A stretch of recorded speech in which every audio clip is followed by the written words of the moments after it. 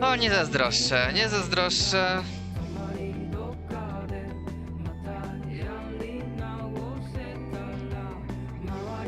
Domyślam się, że żadne napoje chłodzące wakacyjne tutaj nie miały udziału w tym przykrym stanie.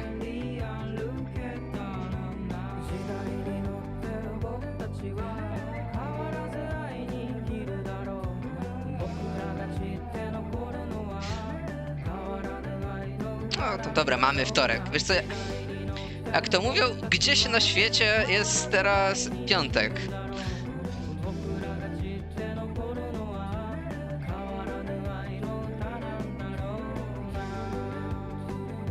Ale szczerze mówiąc, parę dni jakoś ostatnio, w zeszłym tygodniu, okej, ze 2 czy 3 razy taki też miałem dni, że cały dzień spoko luzik, a na popołudnie właśnie tak auć trochę out of nowhere. Więc coś może faktycznie jest w powietrzu.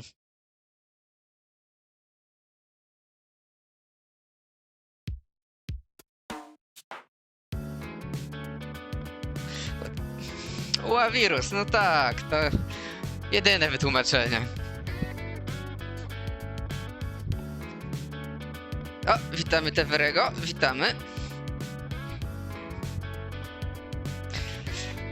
No w zasadzie jak się Tever pojawiłeś, to można by ruszać, ale chuj, zaczęła się piosenka, którą lubię, więc jak się skończy, to jedziemy.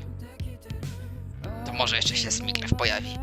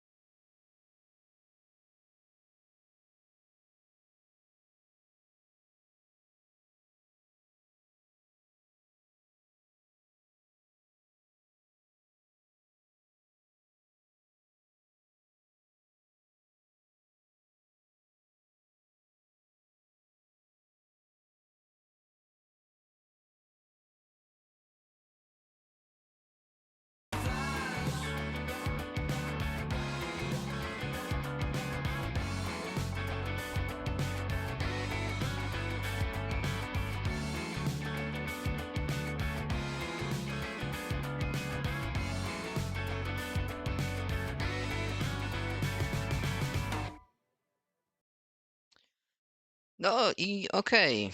I czas tutaj jechać. Mimo, że jesteście ludźmi małej wiary, którzy nie sądzą, że anime superbohaterka Kanan poradziłaby sobie z 56-latkami.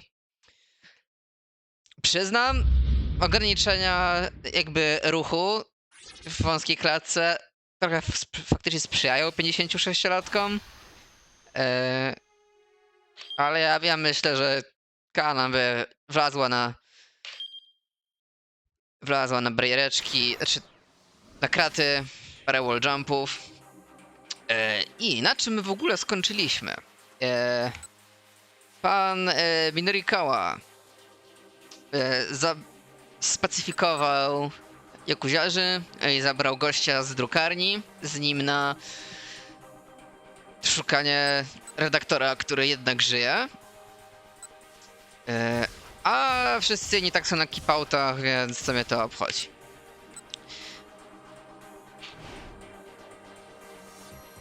Na pewno tu był zły wybór, gdzie postanowiliśmy się spotykać, bo Noodle Shop jako był dobrym bejcikiem, że okej, już kiedyś to było raz w grze, to musi być recurring thing, nie był najlepszy. Więc spróbujmy Café Lautrec. The familiar cafe by the station was a natural choice. He quickly described the location. Okay, Toyama said. Café Lautrec. Got it. I'll see you there. He hung up, and Minorikawa quickly gathered his belongings. Chiaki, how's that copy coming along? Well, almost done? Just a little more, I think. Alright, bring your computer and come with me. I'll read over what you've got so far.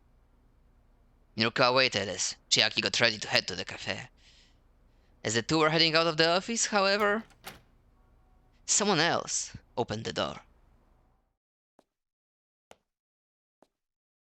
You've got 14 minutes and 57 seconds left to send to press. 56. 55. Okej, i tutaj jest znowu nasza konfrontacja ze szefem wszystkich drukarzy. Co wygląda dość skipowalnie, aż wyciągamy go, żeby szedł z nami kończyć gazetę. What? Why? We're going to finish up our copy on site, then burn the data onto CD and hand it over to you there. That's why. Katayama let out a sigh of resignation. Oh, very well. I suppose I'd simply be waiting here, anyway. Minorikawa pumped his fists in victory.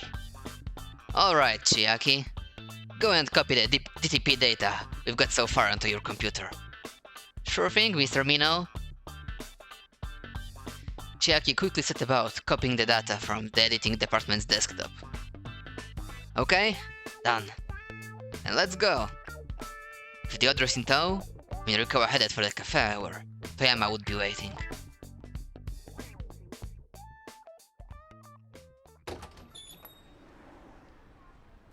He reached Café Lautrec without incident, and Minorikawa promptly spotted the publisher. Over here, Toyama hissed, eyeing his surroundings with obvious unease. Hana sat by his side, suddenly sipping on some juice. The waitress came over as Minorikawa joined them. May I take your order? She asked. Water. Just water, sir? Fine, make it double. Exasperated, the waitress headed back to the kitchen. Toyama looked over at Katayama. Who's this guy? I'm Koichiro Katayama from Chol Nippon Printing. Katayama presented his business card. Toyama turned to Minorikawa with a quizzical look. What's someone from the printer doing with you? I'll explain later.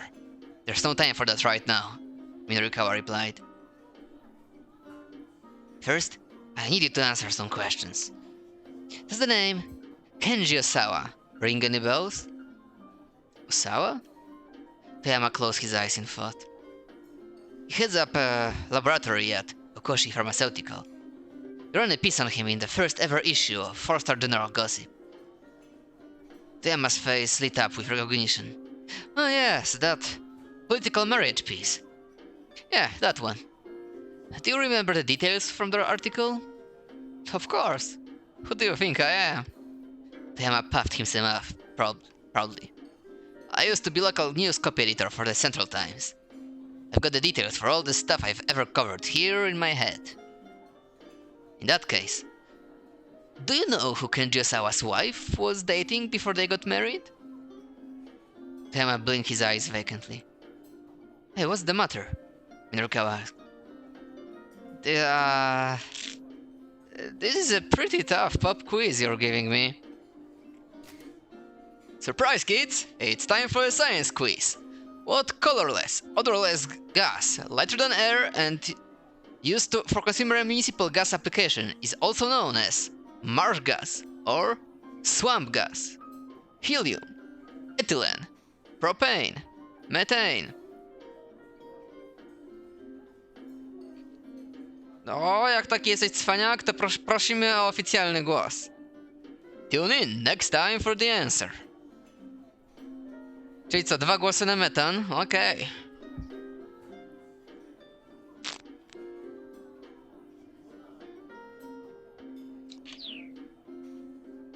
Cut the crap, man.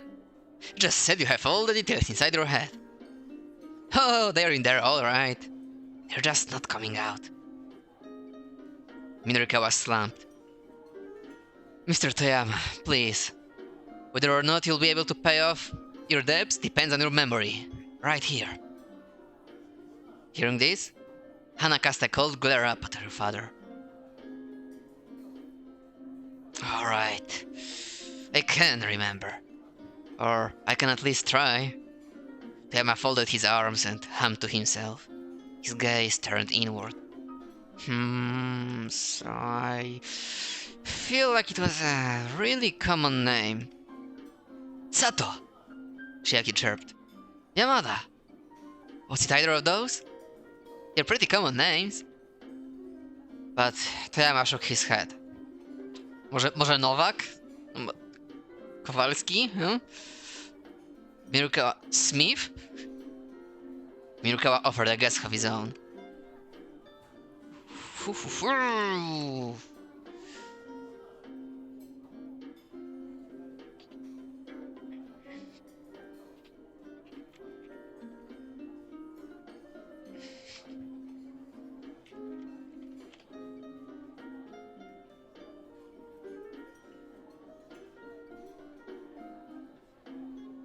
Wydaje mi się, że to jest lorowe i mu się i tak przypomni, ale...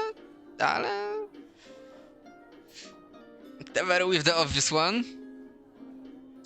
To raczej chyba, że tak powiem, funkcjonuje bardziej jako recap naszego plotu niż faktyczna zagadka. Tanaka? No, not that. It was something else. Just then, the television inside the cafe switched over to a news report on the Shibuya explosion. The remains of the individual discovered within the minivan itself, who has since been identified as pharmaceutical company executive, Mamoru Tanaka. Mamoru Tanaka? Toyama turned around to look at the TV. An image of the victim's face appeared on the screen.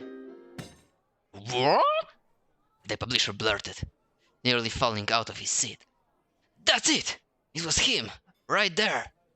Mamoru Tanaka. That's what I said. Tanaka. Toyama pointed excitedly at the TV screen. That's who Kenji-Osawa's wife was dating before they got married. Obawiam się, że to jest też osoba, którą dejtowała żona Osały po ślubie, ale o tym redaktor nie musi wiedzieć. Mamoru Tanaka. Minorukawa felt himself getting goosebumps. The victim of the terrorist bombing in Shibuya was also linked to the researcher who was key to a terrorist viral scare. His reporter's hunch was now a certainty. Right now, Shibuya was at the center of some massive conspiracy. This went far beyond even a major scoop. Mr. Toyama, We need to make sure that next month's issue hits shelves.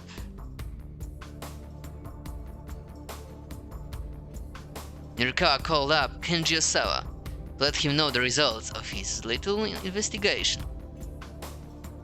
The man didn't seem terribly surprised. Probably he'd had his suspicions all along. Osawa told him that there was something he needed to do before he was ready to give details on the big scoop, but that he would call back later. In the meantime, Nirikawa knew he'd have his hands full getting the current issue of the gossip wrapped up for the 7 o'clock deadline. He slapped his hands down on the table. "Alright, emergency editing meeting right here," he announced.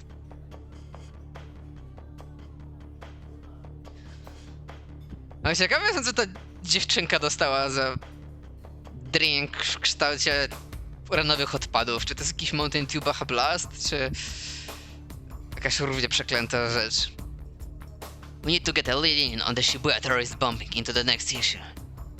The article about the twins winning the beauty contest can be dropped for that. We use the info from Kenji Ozawa as the basis for our big scoop in the issue after that. Mr. Toyama, any problems with that? No, that should be fine. But what about the remaining pages for the next month's issue? Mirko opened the file on his computer. The layout built in the DTP came up on the monitor. The report on the Burning Hammer sales demo. The surveillance camera opinion piece. The interview with ORI. Those three were finished.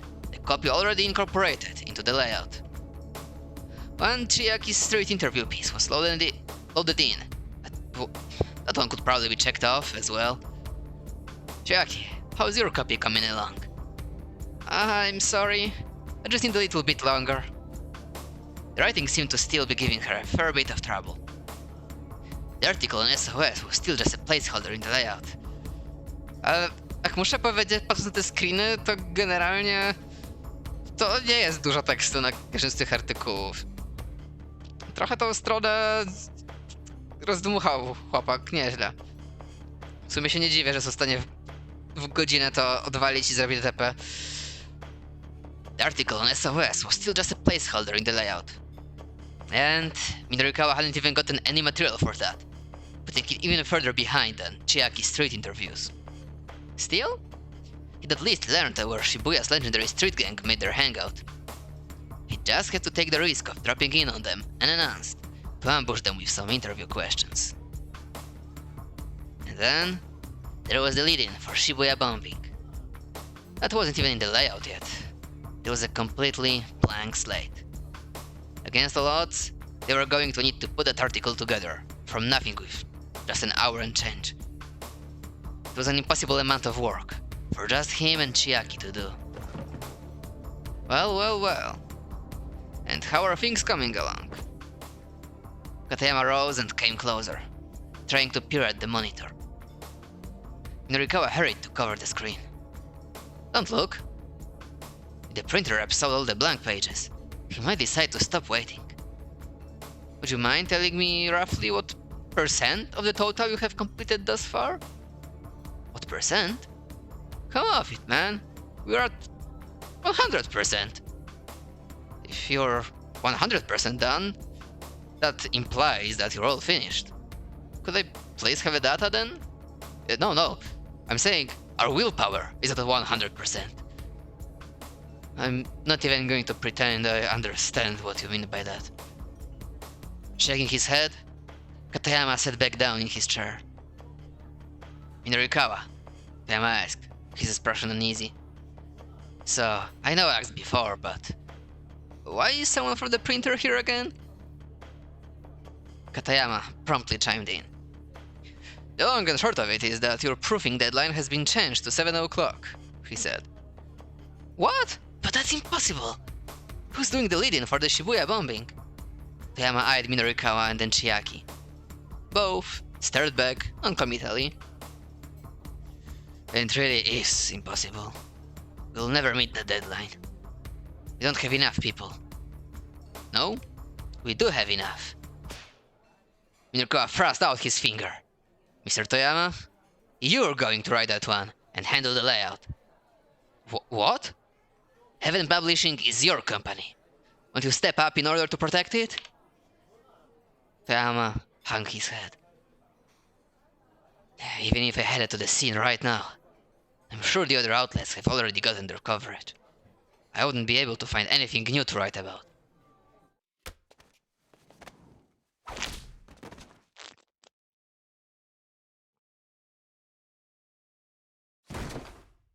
Well, that's one way to do it. And so, you're just going to give up? A moment later, Tema was on the floor. Minorikawa glaring down at him. Co jest? Mobbing w pracy jest. No, jak w każdym Januszeksie. Przynajmniej raz trafiłeś na tą część streama, gdzie akurat była bitka, bo zwykle cię omijają. You always said you wanted to tell the world about the things the mass media can't or won't write about. So what the hell difference does it make if they've already gotten the soundbites day or after? Minorikawa's voice was raw with emotion. Don't you dare give up. Not that easily. Get your ass out there. Find something that only you can write about. Minorikawa... Toyama began to object. Then, he glanced over at Hana. There was an imploring look in her eyes as well.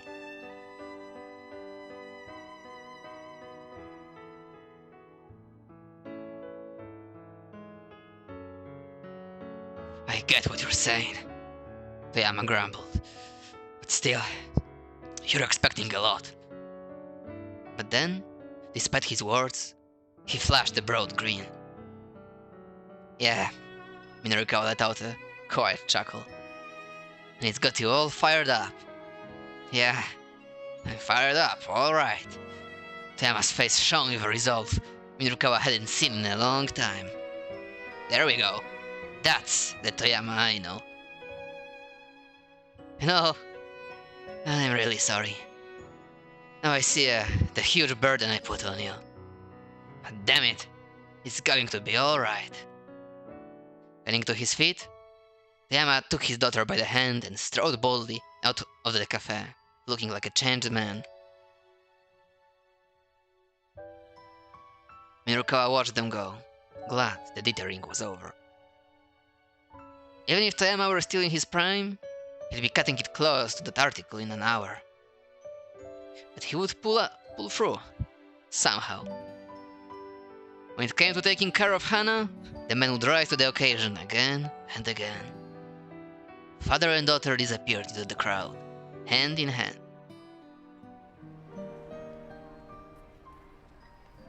Minorikawa shook himself out of his reverie. "Alright," he cried. Despite the clear blue sky, an unexpected gust of wind blew across his cheek. "Come on, guys, we gotta get going too."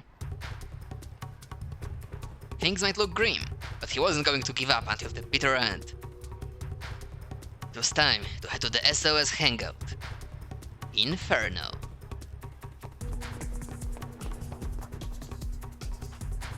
The three ran long and hard after leaving the cafe. The proofing deadline was 7 o'clock, and they needed to finish up with SOS by 6:30 at the latest. The gang's hangout was in Ura Harajuku. Running all the way there on foot was going to eat into too much of their time.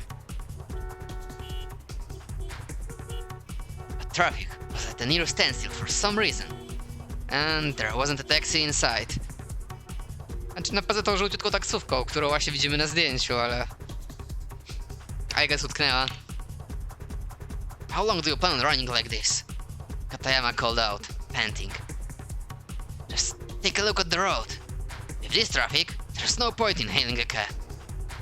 Even Minorikawa was feeling the time pressure now. "We're just gonna have to keep running until the road's clear." "What?" Katayama wailed. "Stop your whining. Just keep quiet and stick with me." It finally got Toyama to find his willpower again. Next month's issue would come out on time, and no way was some prettier guy going to mess that up now. But the traffic showed no signs of abating. Catching a cab wasn't going to be an option. Fighting an ever louder echo of despair, Mirkowa kept up his desperate headlong rush. To rush into a situation recklessly or heedlessly. Not quite the same as being Daredevil. Still, there were limits to how far the mind could push the body before exhaustion set in. Eek!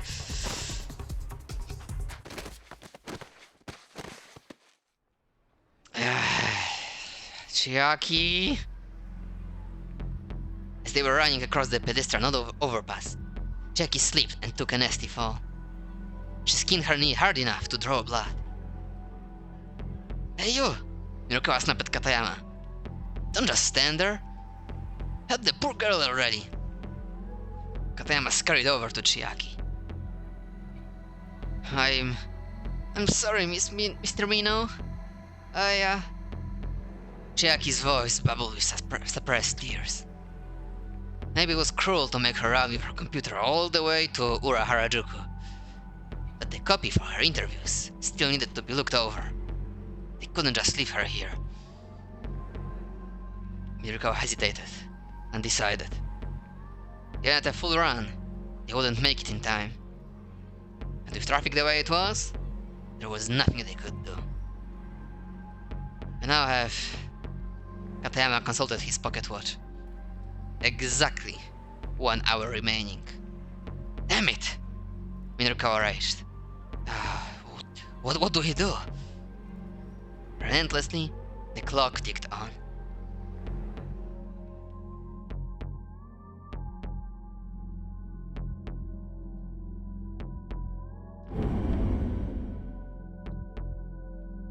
Okej, Mirokawa dojechał do 18.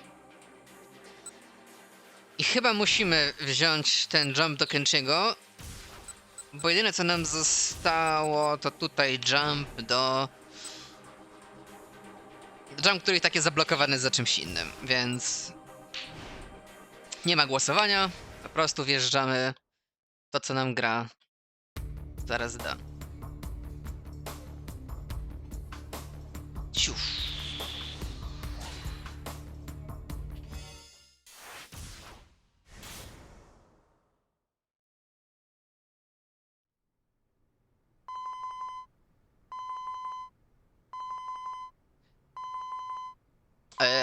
Tylko szybkie sprawdzenie, co się działo u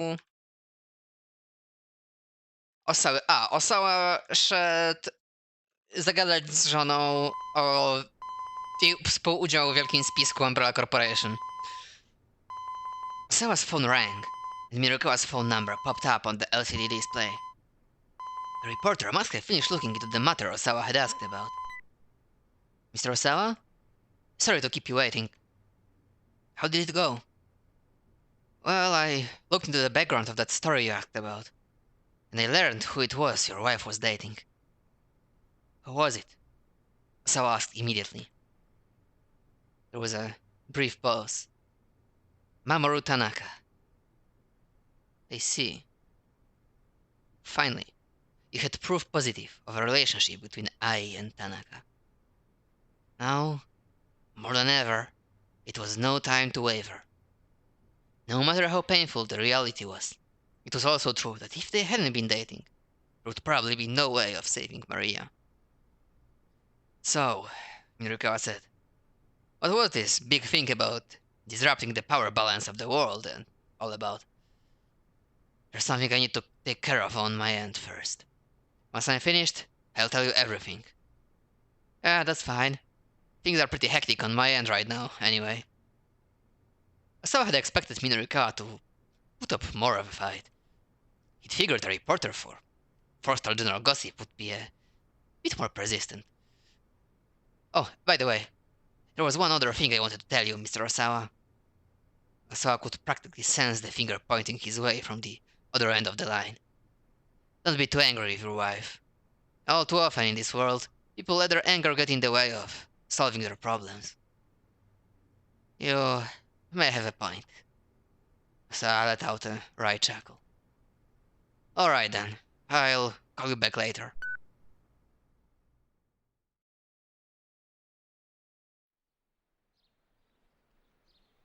Osawa found Ai standing by herself in the yard. She kept her back to him as he approached. May I have a moment? He asked quietly. What? Still, she didn't bother to turn around. There's something important I need to talk to you about. I'm not in the mood right now.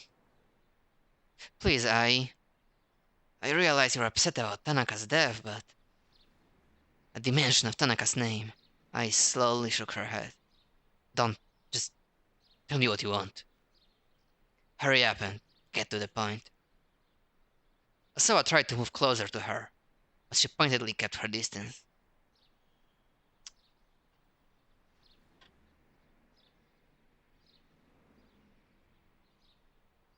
No, moi drodzy. Czy idziemy od razu do rzeczy? Ej, Tanaka dał ci pasło, mam tutaj Tokio do uratowania i swoją córkę od Resident Evil Virusa. Czy jednak dopiero o 17:30 możemy sobie pozwolić na rodzinny moment? Grubo albo wcale. Cyk, elegancko jedziemy. There's no time to mince words. Did Tanaka give you his password?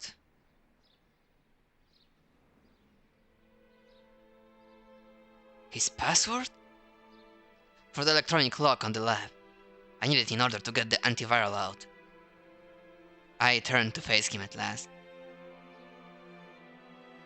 To get it out? What are you thinking? It belongs to the company. I just need one dose. To save Maria. Please, if you know, please tell me. I don't know it. His voice was barely a whisper. So I looked his wife right in the eye. You're telling the truth. I see. Do you have any idea what number he might have used for the password? I shook her head silently, then turned her back to her husband once more. Even if I did know, she said, I wouldn't tell you. Why not? Don't you get it? Ai's words came out as a strangled rasp. Do you even know why I'm with you? She snapped. You really have no idea how much you're worth, do you? The value of one woman's life versus the potential profits your research would bring in. There's no comparing the two. If it meant that Tokoshi Pharmaceutical would monopolize your talents, then what did it even matter what I wanted for myself? There was something akin to desperation in Ai's words. And so, you sent me those threatening emails, too. What? I looked at him in shock. He knew he'd guessed correctly. He would go that far, just to keep me tied to your father's business? That's right. I would. I bit down her lip, hard. But what would you even know about how I feel? I'm sorry. Don't apologize. I'm not the victim here. Say that, but isn't it because of me that you and Tanaka weren't able to stay together? I began to tremble. Her secret was out. When did you figure it out? She asked. Earlier today. A tie clip? Right. Not the sort of gift one gives to a husband's coworker, is it? Ai's smile was bitter with self-deprecation.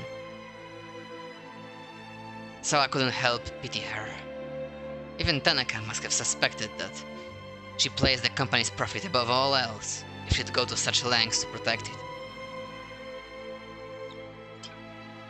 It was like she'd given up her entire life just for that. Please, don't mess my life up any more than you already have. Ai's words were only a faint murmur, but Sawa felt the rejection they carried with agonizing clarity.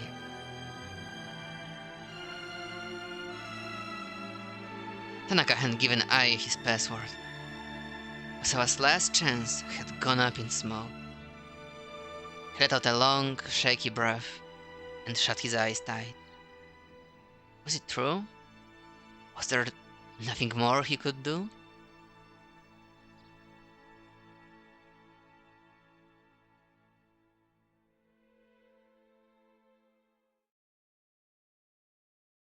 Huh.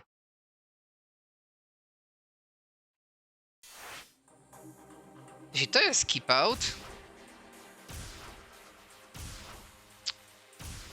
to trochę utknęliśmy w pewnym impasie. Czy tu są jakieś inne jumpy? Tu był świeżo użyty do Kenjiego, nie?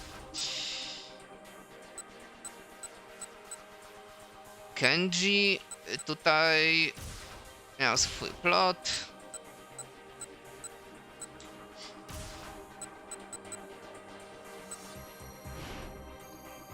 No, trzeba tutaj chyba niestety namieszać trochę w timeline'ie. Wydaje mi się, że któryś z tych keep-outów jest fejkowy. I po prostu zamiast bad endu jest fałszywy keep-out.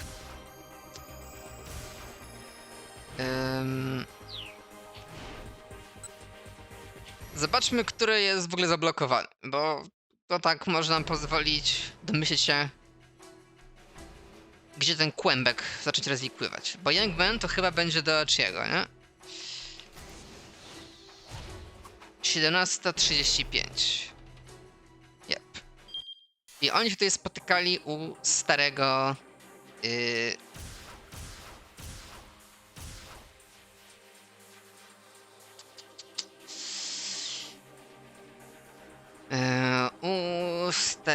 u starego Achiego.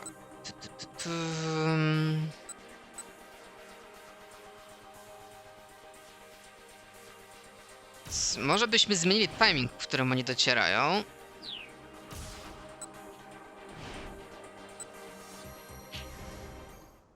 Bo kiedy ta ekipa biegła na spotkanie z przeznaczeniem do ojca... Nie, przepraszam. To gliniarze. U gliniarzy mieliśmy chyba wybór, czy idziemy jolo szybciej, czy trochę później. Chyba był wcześniejszy.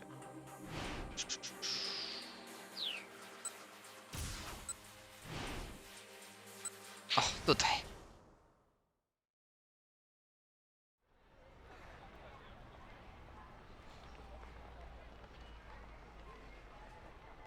Tak, bo biegniemy i generalnie się spieszyliśmy, żeby spotkać się ze starym Asap na konfrontację, bo tam wiadomo, porwana Maria, seryjny morderca, plot i tak dalej. Ale co jeśli zamiast tego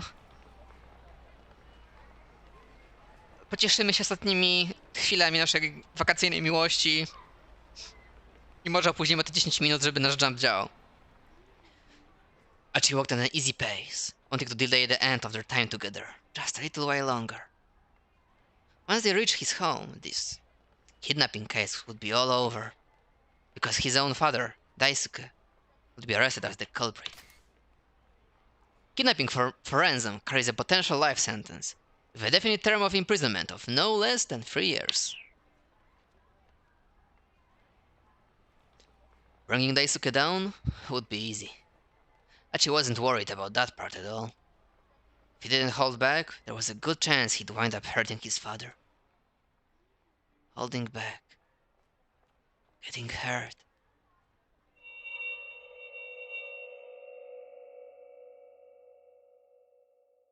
O, czy to powtórka zeszłego tygodnia? Naszego Karate Kid subplotu? Obawiam się, że tak.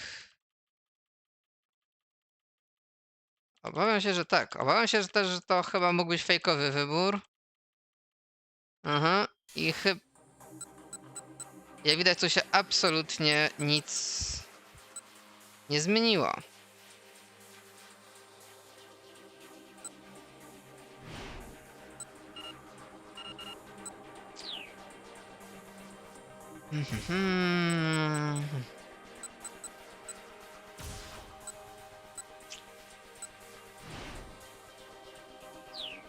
był wybór, który nic nie zmieni.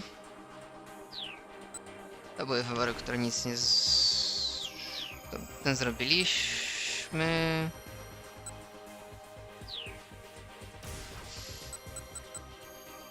Okej. Zobaczmy może, czy zagadanie do AI coś zmieni, bo może być ukryty po prostu w tekście jump do czegoś. There was something Osawa needed to hear for himself before this went any further. Were you in love with Tanaka?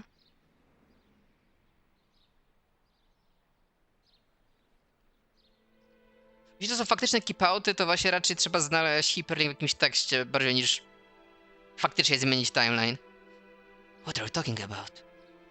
Osawa frowned. Why did you marry me? He asked. You've got to be kidding. This is the important discussion you wanted to have? Did you ever love me? I let out a joyless chuckle.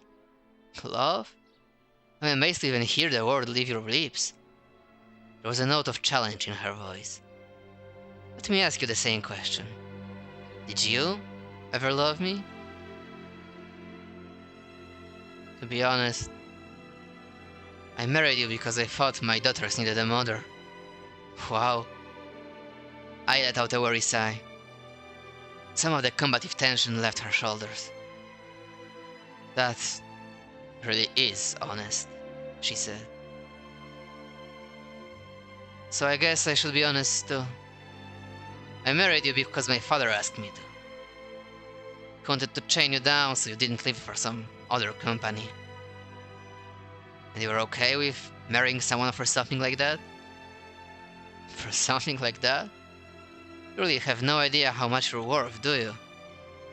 The value of one woman's life versus the potential profits the research would bring in. There's no comparing the two. If it meant that Akashi Pharmaceutical could monopolize your talents, then would it even matter what I wanted for myself? There was something akin to desperation in Ai's words. Okej, to mamy powtórkę niestety tej samej scenki. Nie mogę scrollować, bo technicznie jest inna.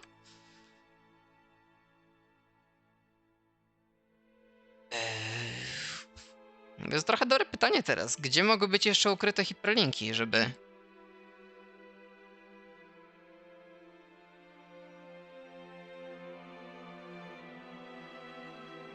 odblokować Achiego na 10 minut.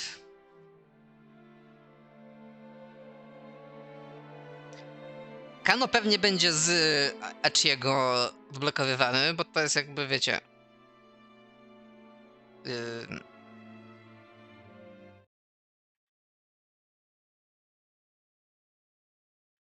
przepraszam, bo to jest jakby jak schodzę situation na dachu. Paralelnie to idzie ta sama scenka, ale tutaj chyba...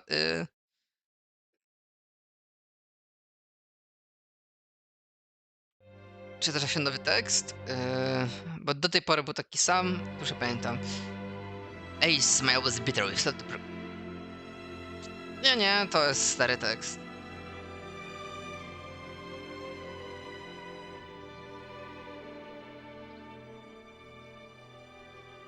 Well, she said, aren't you angry? Osawa shook his head. Could you tell me just one thing though? He asked.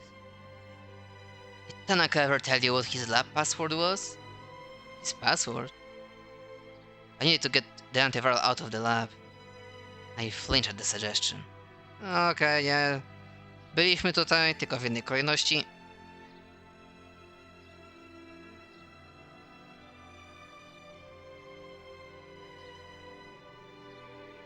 Więc chyba tutaj jedziemy do tego samego keep-outu, tylko że w innej kolejności dialogu, obawiam się.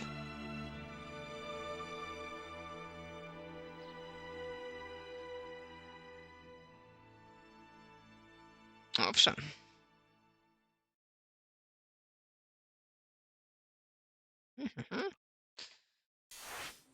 No i mamy tutaj trochę zagadkę, bo w przeciwieństwie do bad endów to nie mamy tu za bardzo jakichś wskazóweczek. Ale pomyślmy. Telefon Stanleya. Telefon to jest też taka dobra okazja na hiperlinki w tekście.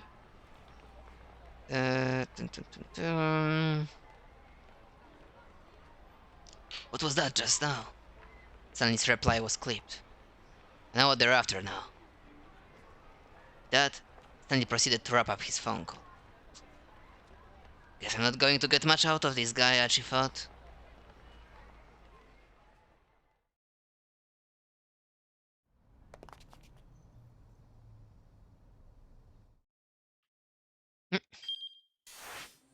Cyk, to nic nie zmieniło.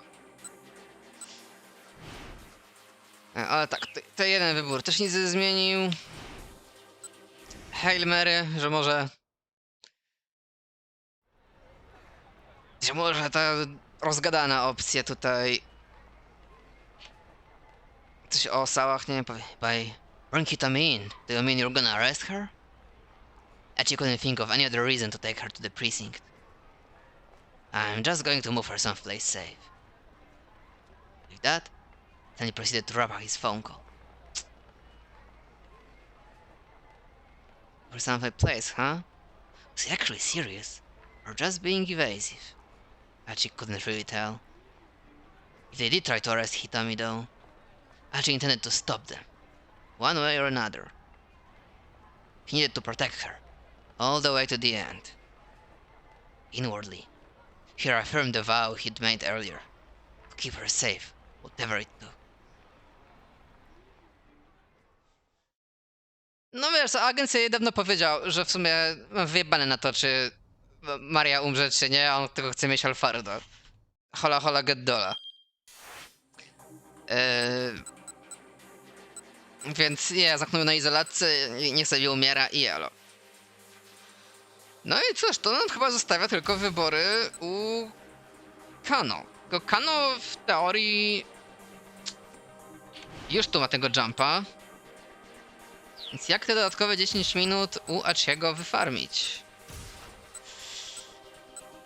No musimy tutaj po kolei. Wszystkie możliwości potencjalne.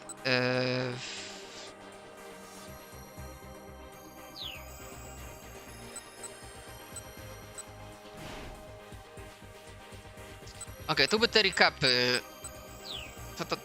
która obawi się poprawnie, to nie ma opcji, że tam coś się zmieniało. To był też recap, ale to chyba było pytanie, na które coś mieliśmy do pomyślenia, odpowiedzenia.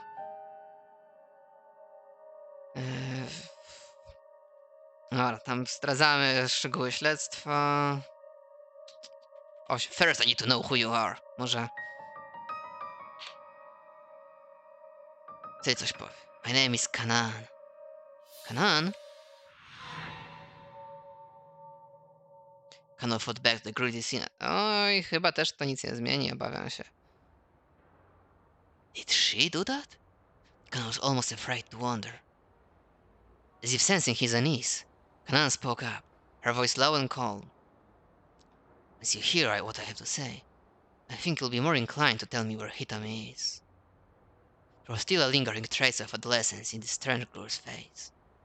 It was hard to believe someone so young could be a covert Middle Eastern operative. And yet, Kano had seen how quickly she'd been able to render Tateno unconscious. Alright then, let her go first, Kanan began. I to też nic nie zmieniło. Tutaj...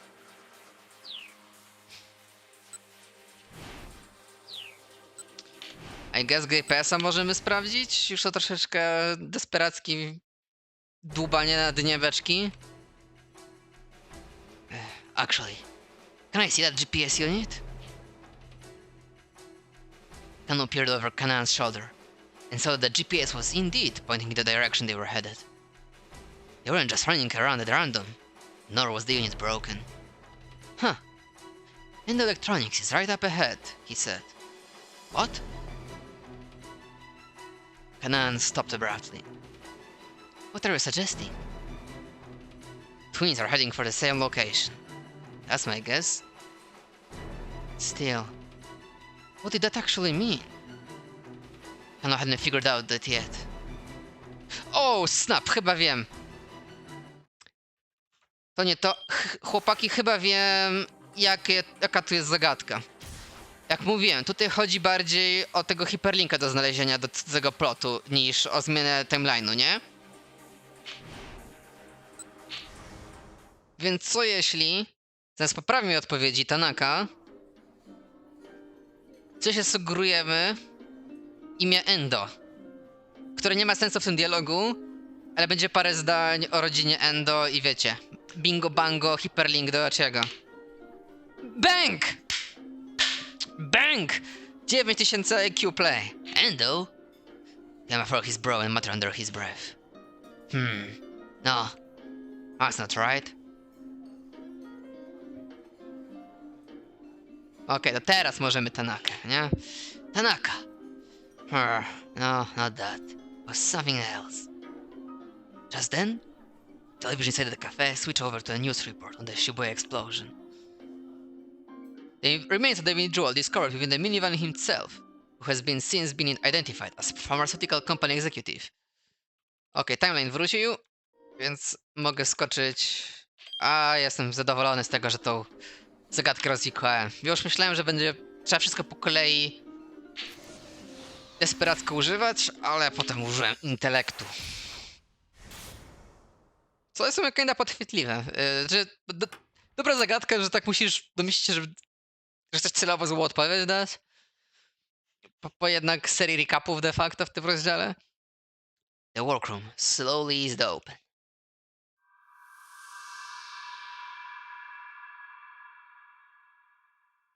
Achi was too shocked for words. The girl who entered looked just like Hitomi. Maria! Hitomi! Achi blinked in bewilderment. It was almost as if Hitomi were standing in front of a mirror. The two girls looked so similar. Maria, thank goodness you're all right. I'm so sorry I had you worried. Maria was safe, Achi realized. At last, he had managed to fulfill his duty. How did you manage to get out of the storeroom? Daisuke had gone pale. Tell me, Maria said sharply. Who was it who came up with this kidnapping plan? Suddenly, Daisuke shoved Maria aside and lunged for Hitomi. Stanley moved to stop him, but before he could intervene, the older man had a hold on Hitomi, pressing something that looked like a flashlight up against her neck. Dad? Achi started toward him, but Stanley held up a hand. Don't move. That's a stun gun. A piece of self-defense equipment for repelling would-be attackers with an electrical shock. There are several types, including baton-type stun prods and guns that fire needles attached to flexible wires. The other type especially is frequently referred to in the US as taser or taser gun, due to popular models produced by Taser International, now Axon. Stun guns are used not only by civilians, but also by law enforcement and military personnel for non-lethal applications. If he zaps her in the neck, it could kill her. You know your stuff, Daisuke said. You deal in American electronics? No, I do this for a living. Aż ze screenshotика chyba zrobię na thumbnail. Stanley drew his gun in an instant, taking aim at Daisuke's forehead. Nie no, Achi wiadomo, nie jest pizdeczką. Interweniuje. No, Glock najlepszy taser, tak. Tak było. Już jest, jak trzeba, żeby zatrzymać kolesia, no to żeby nie wstawał. Wait, hold on! Achi interposed himself between Stanley and his father. Dad, let Hitomi go. We need to stop this nonsense. Achi walked slowly toward his father, a pleading look in his eyes. Nonsense? Which one of us is talking nonsense here? You don't know what's going on. If you knew everything, then you'd be helping me. What do you mean, everything? If there's girl's heart, we can save Suzune. Dad, who is it exactly that told you that? Daisuke did not reply. I asked you a question. Who was it that put this crazy idea into your head? Ah, a foreign organ trafficker I met at the hospital, Daisuke muttered. In Japan, a medical professional known as a transplant coordinator handles the liaison between the donor and recipient parties. But there are many cases of illegal or borderline illegal activity carried out by the third-party organ brokers. There are countries where organ transplants are openly performed for monetary gain, and no shortage of specialists willing to do the job. These questionable markets include suppliers who source viable organs and tissue for transplant from cadavers. Słuchajcie, no casualowo, idę do szpitala na NFZ, a tam handlarz organami, nie? W toalecie się spotkaliśmy przy pisuarze, zagadaliśmy, mamy dużo wspólnego. Stanley let out a snort. A likely story. It's true. I was suspicious at first myself, Daisuke said stubbornly. But I couldn't just sit around and wait for Suzune to die. And after talking to him about her rare blood type, and all the difficulties in performing a transplant, he promised he'd do everything in his power. Daisuke's hands were trembling. Tears welled up in his vacant and bloodshot eyes. Then a while later, he got back in touch and told me he'd found a potential match. Someone with the same blood type as Suzune, and roughly the same age. But then he told me that the girl was still alive. And so what was the point? Her heart might be a match for Suzune's, but it didn't matter if he couldn't get her hands on it. And I said that, but then the man told me. He told you what? Archie bit his lip.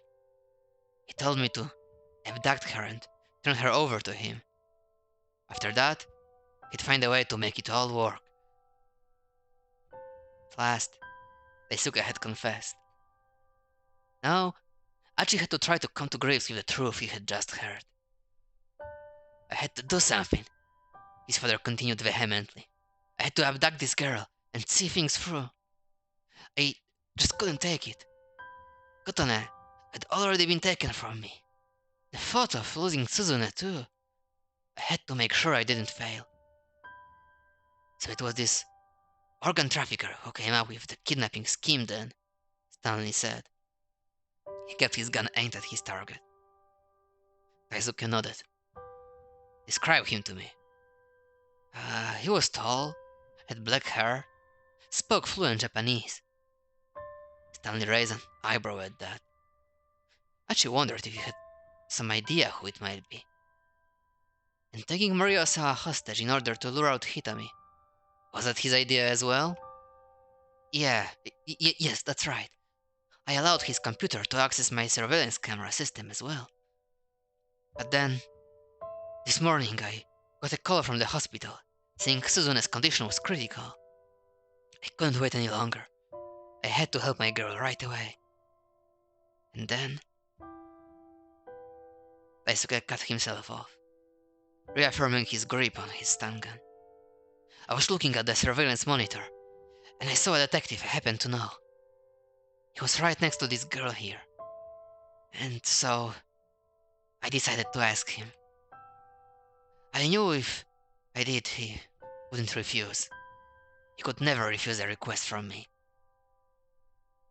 And that was the man with the cane? Archie asked.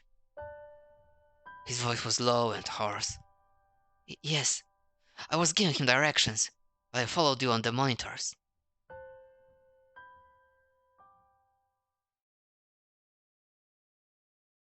Dad, you need to let go of Hitomi now. There's no point to this. Archie took another step closer to his father. There is a point. If I kill this girl here and now, your sister can get the surgery she needs. But even Archie knew that things couldn't possibly work out that way.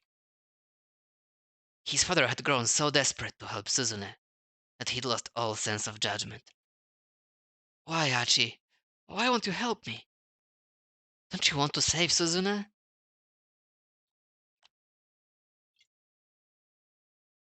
Daisuke made a pathetic sigh. And yet, his desperation to save his child was so palpable, it was heart-rending. Achi thought back to that time he'd laid his father out when sparring. No matter how pathetic he may have looked, Achi had always felt that sense of paternal love from him. "We're not going to be able to talk him down," Stanley murmured. Achi shook his head. "Stanley," he said, "lower your gun." Tears were welling up in his eyes. "Please, lower your gun." Hearing the determination in Achi's voice, Stanley quietly complied. Achi stepped up to Daisuke, getting a firm grip on his father's slender shoulder. "Dad, of course I want to help Suzune. And why are you trying to stop me?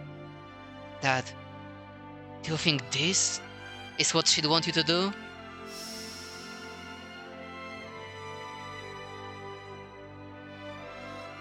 Daisuke's face fell. "Did Suzune ask for this, Dad? Did she tell you to take someone else's heart so that she could live longer? Did she, Dad?"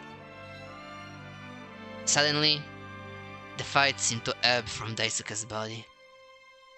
The stun gun hung limply in his hand.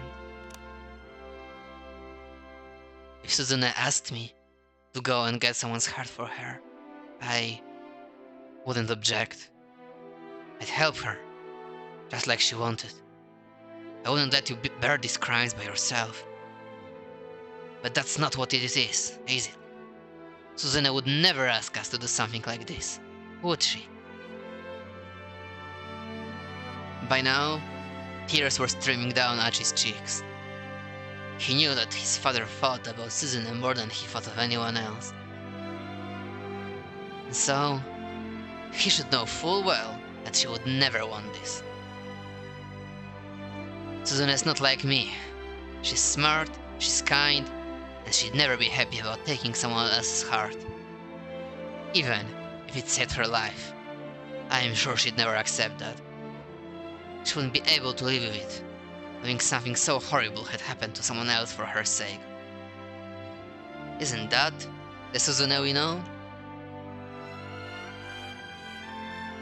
Daisuke's cheeks were smeared with tears now as well. "But then we're not going to be able to help her." The sound of father and son weeping echoed through the workroom. "Maybe so. Maybe we won't. But that's better than the misery and suffering she'd have to live with." Daisuke slumped on his knees on the floor, collapsing like a crumbling mound of sand. Hitami, freed from his grip, stood motionless. There were tears in her eyes too.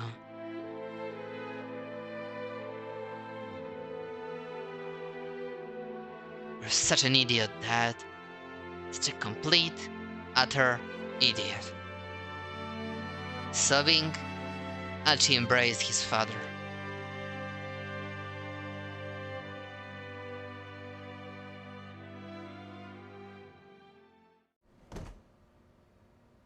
There was a sudden thud from near the door. Everyone turned to look.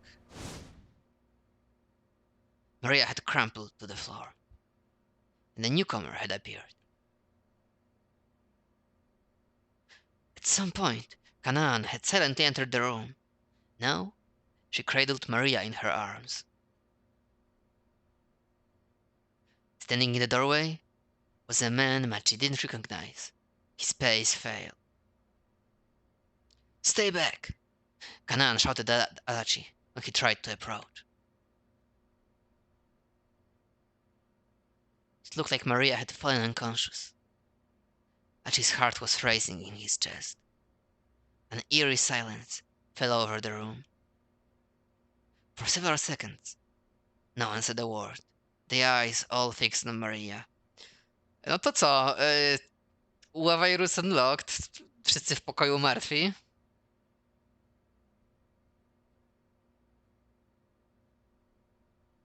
Finally, Kanan looked up, her face ashen. It's starting.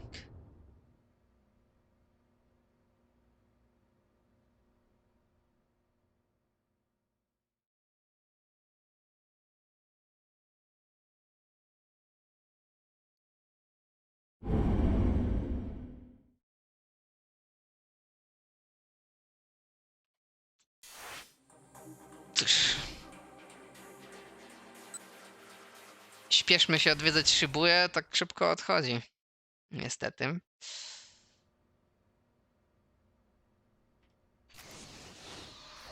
Tymczasem, w tym samym miejscu, w tym samym czasie.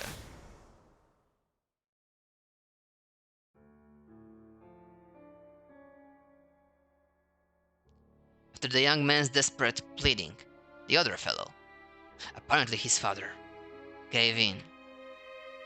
He released his hold on Hitami. The tension in the room was replaced by a solemn air of gravity. Seeing father and son weeping as they spoke made Kano think back to his conversation with Tateno before the stakeout. What was it in people that drove them to do such horrible things? Sometimes it was the desire to save the ones they loved. Even such a heartfelt human emotion could drive someone to wrongdoing. Why? Why did people have to be like that? A sudden thought snapped Kano out of his musing. An instant later, Kanan hurried past him into the workroom.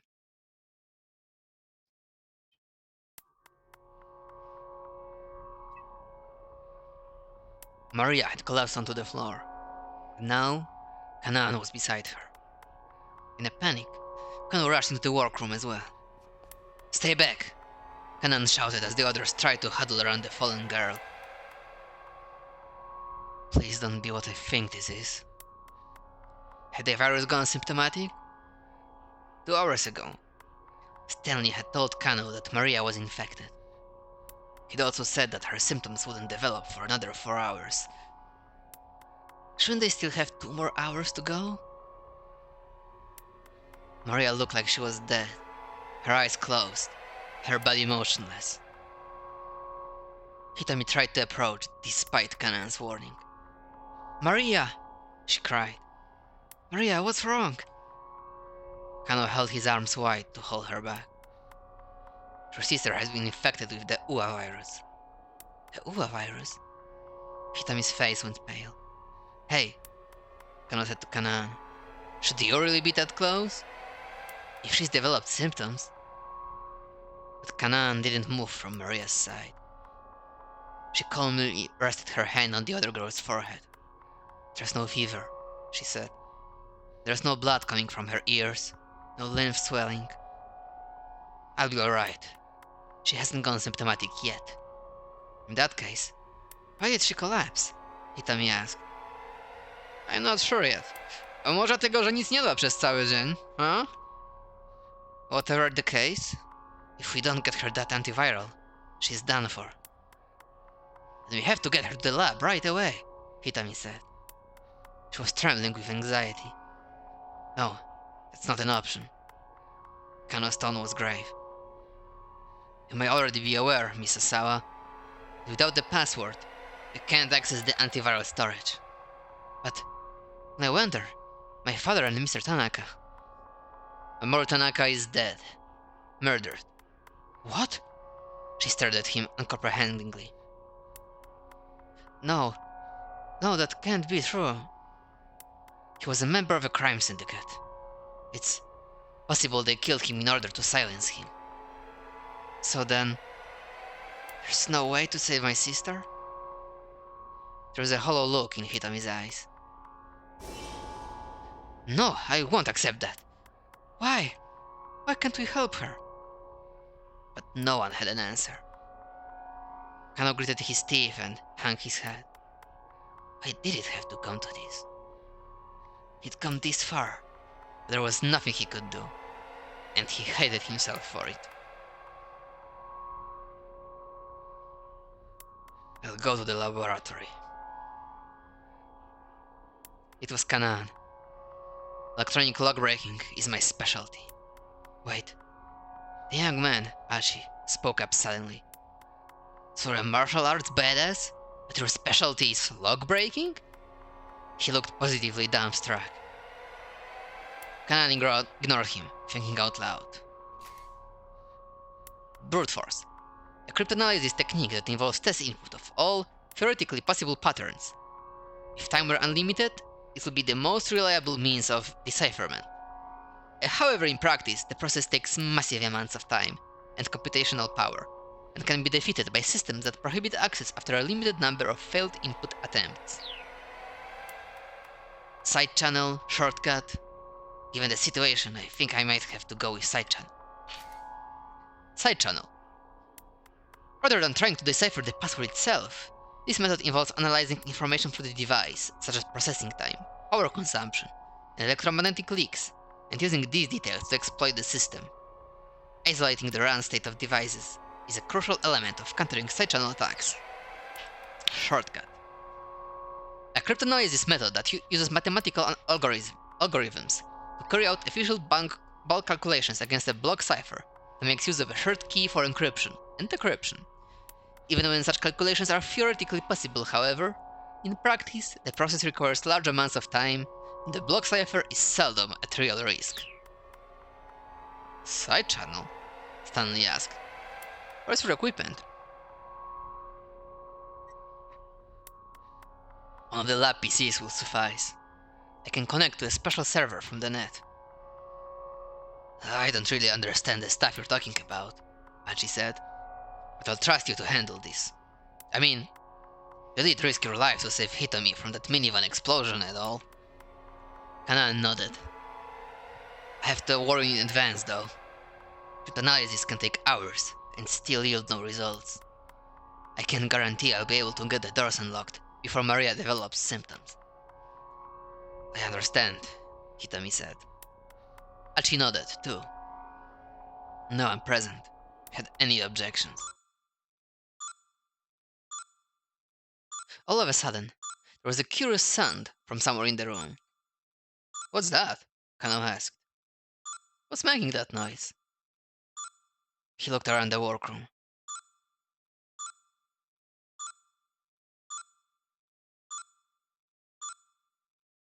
That's my computer.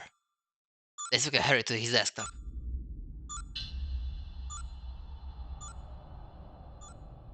The bank of monitors, which had been displaying surveillance camera footage from around Shibuya, had all gone black. What the hell? What's going on, Dad? Archie joined his father, staring at the computer screens. It's all gone. The camera footage. It has been deleted. Daisuke blinked in disbelief. Now then, it seems our main cast has all been assembled. A man's voice, distorted by a voice modulator, suddenly emerged from the computer speakers.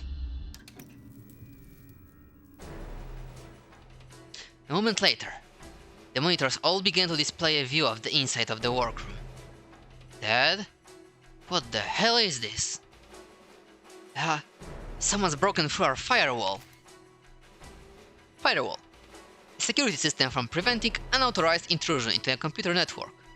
The term stems from a metaphorical reapplication of the concept of a wall, meant to inhibit the spread of fire or other destructive forces. They've hijacked the surveillance camera system. The color drained from Daisuke's face as he looked at the screens. Where are they filming us from? Kano asked, scanning the inside of the room. He used the image on the monitors to guess where the camera might be located. Over here? The lens of a camera set atop the computer monitor glimmered like an eye. It was a miniature camera, used for web conferencing and the like. Now that Maria and Hitomi are both here, you have probably surmised the situation at hand. And so, I offer a proposal. The laboratory password in exchange for Hitomi's blood. Realizing now that it was Alphard's voice they were hearing, everyone in the room froze. At 7 o'clock, roughly 1 hour from now, see that Hitomi Ozawa is waiting at the Scramble intersection outside Shibuya Station, just like this morning. Unless, of course, you're feeling particularly confident. You do have Kanan with you. Perhaps you'd care to take a gamble on her lock-breaking skills instead. Kanan clacked her tongue in frustration. Alphard had known exactly what the plan was. Of course, if Kanan isn't able to get the door open in time, what will you do then? Maria is sure to die, yes. But that's not all. If you don't agree to my offer, I have the means of creating another Maria. And the third. These infectees will spread the virus through Tokyo. The death toll will likely number in the hundreds of thousands. Death toll. It's difficult to predict the scope of infection in the event of a bioterrorist attack, employing a highly infectious viral agent in a city with a large and mobile population. In a worst-case scenario, some researchers estimate as many as several million infected in a matter of days. So, do think carefully before you decide. Alphard's voice was chillingly matter-of-fact. I will appear at the rendezvous in person. After all, it wouldn't do for the star of the show to miss the final curtain. I'm looking forward to meeting all of you then. Silence fell. Then, the images on the computer monitor returned to normal. The surveillance camera footage came back online as well. Daisuke promptly yanked out his Ethernet cable and slammed his fist on the keyboard. Damn it! There was a hole in the firewall. I'll have to redo my security from the ground up. Good call, Kanan said calmly. We can't win this if our intel keeps getting leaked. Stanley pursed his lips in consternation. What do we do? Kano asked him. Do we give in to his demands? I mean, do we really expect he's just going to blithely show up like that? He's practically begging for us to come and catch him. There had to be some deeper plan at work. If it means saving my sister, I will do it. Hitomi was resolute. No, Stanley said. You can't. What? Why not?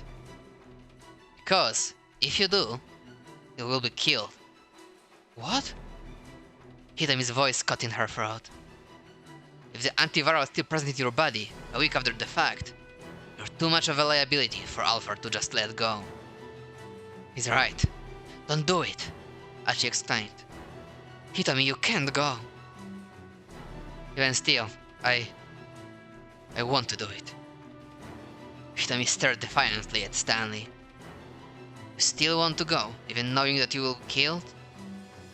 I can't just sit here and hope that Kanan is able to pull this off, she said. I want to do something for my sister. I want to save her. She peered down at Maria, sprawled on the floor. She'd object to me going. I'm sure of that. But I want to do what I can. To do things my way. No one tried to contradict her this time. If she's willing to take the risk, then there are things the rest of you can do too. It was Kanan again. Let's hear it, Kano replied. He squared his shoulders. He was of the same mind as Hitomi.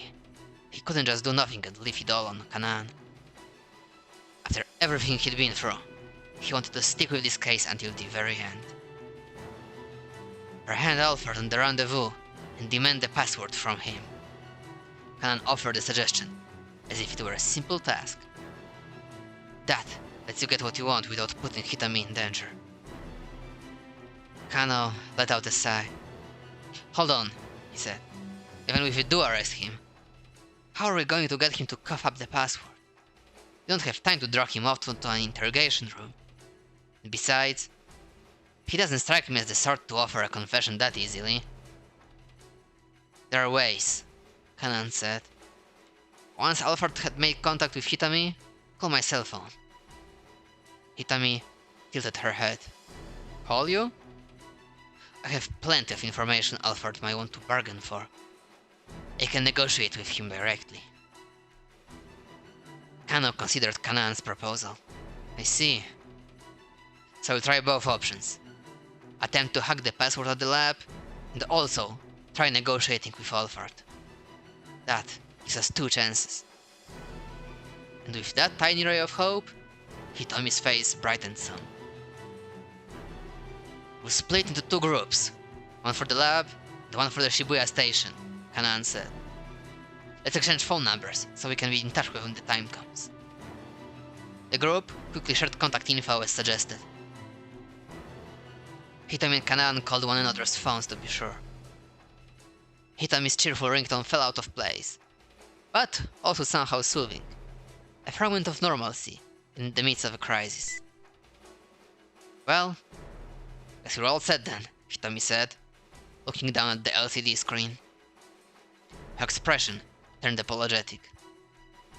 I'm sorry, Kanan, for having to keep putting things on you. Hey, Kanan replied. Don't worry about it. Okay. Now I guess I should call my father. Hitami called Kenji Osawa on his cell, asking him to let Maria and Kanan into the lab. Kano leaned in to whisper into Kanan's ear. Are you sure you're okay with this? With what? I know that you're after Alfred. Are you sure you want to get to the lab and not... Right now, I want to save Maria. That's all. Her tone was as curt as mechanical as ever, but there was a fierce gleam of determination in her eyes. Maria was clearly someone very special to her. Alright, Kano replied. Leave Alfred to me. He thumped himself on the chest. He'd succeed this time, no matter what the odds. Kano could scarcely recall the whirlwind of events that had brought him here. He'd somehow survived a dozen disasters. Even now, a dear friend was in the hospital, at risk of dying. There were times when he'd been ready to give up. And yet, at the end of it all, here he was. His opponent was an international terrorist. No matter how you look at it, that wasn't a matchup for a mere detective. But I'm going to do it anyway. Rumi, Shizuo, Sasayama, and Detective Tateno. I'm going to take down Alfred and save Maria Osawa's life. Just you watch and see.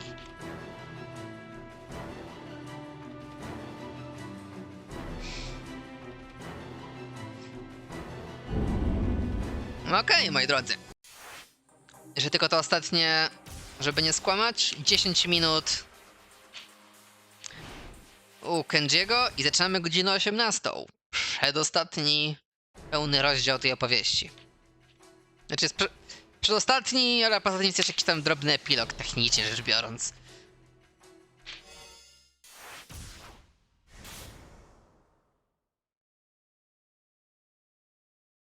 Tanaka hadn't given Ai his password. Osawa's last chance had gone up in smoke. He let out a long, shaky breath and shut his eyes tight. Was it true? Was there nothing more he could do? Osawa's cell phone rang. When he saw the name on the incoming call display, he nearly shouted out loud. It was Hitomi. Hitomi? Are you alright? Please, tell me you're alright. Yeah, I'm fine. But Maria's... Maria? Is Maria there with you? Osawa's heart leaped. Dad, there isn't any time for me to explain everything, so I'll have to just give you the main points. This is so we can save my sister, so just stay calm and listen. Osawa struggled to hold back the 1,000 questions that immediately came boiling to his mind. There's a girl named Kanan who's going to bring Maria to the lab. She's going to try and hack the password in order to get us inside. Wait, hold on. Just what in the world is going on? There are a bunch of people here working to help save Maria. Can you wait for us at the lab, Dad? I'm not sure that electronic lock is something that will be so easy to... We've got another plan in motion too. And if that goes well, we might be able to learn the password. It was all too much to follow. But Osawa realized he'd have to take Hitomi at her word. It was their only hope of saving Maria. Alright, he said. I'll do as you ask, but... You said you're trying 2 approaches. You're not going to be in danger, are you? No, I will be fine. Don't worry about me. Okay. Very well, I'm heading to the lab now. You can't. You can't go. The moment Osawa hung up and started for the house, Ai clung to him from behind. If you use the antiviral now, she said, everything will go public. There's no way we can keep the virus or the antiviral under wraps at this point. Osawa tried to pull free, but his wife was stronger than he expected. Besides, if Maria infects other people, the whole world is going to find out in a matter of hours. No, we can just quarantine her. If it's handled correctly, we'll still be able to retain secrecy. Ai's voice was cold as ice. Do you have any idea what you're saying right now? I do. I know how it sounds. But this is the only thing I can... Her voice trailed off. She could feel the force of her trembling where she held him. Have I really put you into that much of a corner? Osawa slipped from Ai's arms and prostrated himself on the ground in front of her. I'm sorry. I'm truly sorry. Stop this, get up. If you're really sorry, then don't go to that lab. But Osawa remained silent, his forehead pressed to the dirt. If you use that antiviral without corporate approval, your time with Okoshi is finished. That doesn't matter to me anymore. How can you say that? Virology is the only thing you've ever cared about. I began pummeling his back. Maybe virology is all that I care about. I don't know the first thing about anything else. I never wanted to know. Never even thought to find out. Never bothered to learn what you or my own children might think. I'm a failure. As a father and as a husband. How dare you say that only after it's come to this? I struck him again, harder than before. You're right. He gasped out the words between her blows. Maybe this has been too long coming. But it's not too late. We can still start over. Start over? She paused in disbelief. You already turned down that American job. If you use antiviral now, there won't be any starting over. You'll lose everything. Will I lose you, too? After you've gone and thrown everything else away like this? How could I possibly stay with you? I was sobbing softly now. So I wondered what her tears were for. But there was one thing he did know. She was right. They couldn't be together anymore. He got to his feet and headed back into the house, leaving Ai behind.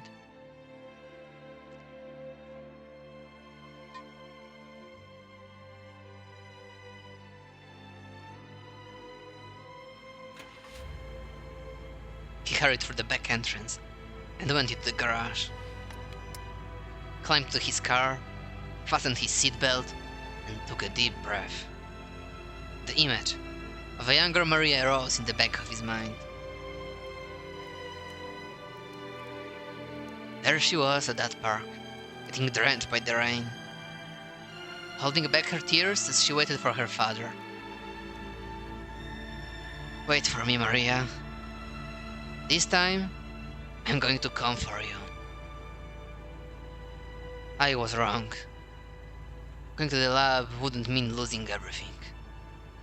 He'd let too many important things slip through his fingers. Now, it was time to go take them back.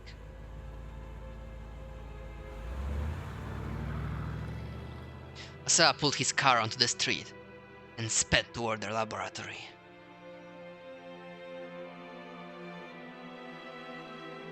As if to signal that the long day was drawing to a close, the dazzling sun sank down between the buildings in the distance.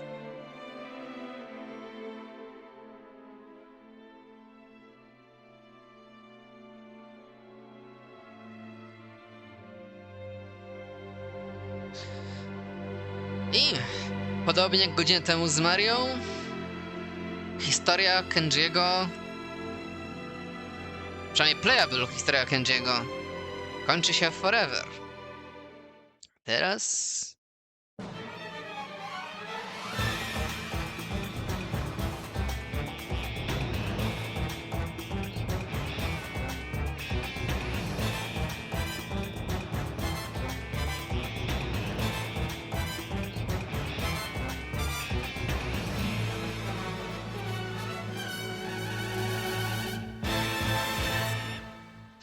A teraz szczególny, bo dwugodzinny rozdział. I cóż, coraz mniej postaci zostaje w grze, ale wciąż mamy wybór. Więc Carlos, czy Real Yakuza Hours, czy Real Detective Hours, czy Real Journalism Hours? Okej, Real Police Hours. Nie muszę wciskać nawet strzałek. Chodźmy pojmać Alfarda. Kano's cell phone rang. He saw Kuze's name on the display. Kano speaking. What the hell are you doing? The director's voice was shrill with irritation. What's the situation with Maria Osawa? I have her in custody, sir. We need to get her into quarantine immediately. I'll send the counter-NBC terrorism unit to pick her up. A public safety mobile investigation unit belonging to the Tokyo Metropolitan Police Department Public Security Bureau. Phew. The acronym NBC refers to nuclear, biological, and chemical threats. The unit not only gathers information and investigates terror incidents that make use of these means, but also deploys relief and safety restoration measures. Miejmy nadzieję, że Maria będzie tylko biologicznym zagrożeniem, a nie nuklearnym. Już tutaj niby dziewczynki się pojawiały w tej grze, więc kto wie. What's your location? Sir, the situation is a little complicated at the moment, Kano replied. He and Stanley made eye contact. Kano gave him a knowing nod. He knew what he needed to do here. He briefly informed Kuze of the plan to take Maria to the lab, but was careful not to mention Alfred. Please, sir, Kano said, bowing reflexively to the phone. Let me handle this. Absolutely not, Kuze exclaimed. There's no way I can allow that. Maria Osawa needs to go in quarantine right now. Quarantine. The act of placing infectees in isolation, such as in a medical treatment facility, in order to prevent the spread of infection. For viruses capable of airborne transmission, an airborne infection isolation room, AIR, is sometimes used, which employs negative air pressure to ensure that air from within the room does not leak outside. Sir, please, just give us a little more time. Giving her the antiviral is the only way you can save her. If you put her in quarantine, it will be a death sentence. Trochę dlaczego tutaj nie łapię w tym całym dylemacie. To czemu nie mogą zrobić kwarantanny i po prostu... jeśli znajdą antywirala, to po prostu... Żeby jeden ziomek w hazmacie tam wbił do środka i dał zastrzyk. Jakby to nie jest zamurowanie w ścianie, to jest tylko kwarantanna. Kuze let out a growl of frustration. Kano, that isn't your decision to make. Kano had run out of arguments. It was clear that Kuze's only concern was stopping the spread of the virus. Dr. Kuze, are you just going to let Maria Osawa die? We can't put the lives of everyone in Shibuya at risk in order to save a single person. I know that, sir. That's why I'm asking you to please let me go to that laboratory. And if it looks like we're not going to be able to hack the password, then at that point, a quarantine can... Kano! Kuze snapped. I'm giving you an order. And I'm not accepting that order. Listen, Kuze said. How many years have you been a cop? What do you mean by that, sir? Kuze didn't reply. Is an order from up top? What's going on here, sir? Please, I need some kind of explanation. Stop it, Kuze said. You sound like a child. This is a dereliction of duty. Call me a child if you want, but I'm not following an order that I know isn't right. Bang! Krótko z leszczami. Kano punched the end call button with his thumb. From an objective standpoint, maybe Kuze was right. He needed to think about more than just Maria. If the UA virus spread through Shibuya, it would be a nightmare of epic proportions. Kano understood that perfectly clearly. But still... He looked down at Maria's face as she lay collapsed on the floor. This girl was still alive. And Kano couldn't stand idly by and let a living, breathing person die. Consequences be damned. He wasn't going to be the one to weigh the worth of someone's life. As he stood, still clutching his cell phone, Stanley gently set a hand on his shoulder. You did fine, he said quietly. Alpha is in possession of the UA virus. The people of Shibuya are already in danger. He may have already released the virus in the city. If he hasn't, he may do so at any time. Right now, what we need to do is get that antiviral and arrest Alfred. You made the right choice here. Thanks, Stanley. I appreciate hearing that. Stanley gave Kano a slap on the back. He was right. At this point, they needed to focus on the things they could still accomplish. So, guys... Achi stepped forward. Who's going to take Hitami's sister and Kanan to the lab? Maria was in no condition to walk, so they were going to have to take a car. Which meant they needed a driver. I only have a motorcycle license, Achi said. I don't know where the lab is, anyhow. I should go with Maria alone. Kanan looked over at the others. There's no way of knowing for sure when she might become contagious. Shouldn't needlessly risk exposing more people to infection. She knelt down to gather Maria in her arms. In that case, I should drive. Kano whirled around at the sound of a new voice behind him.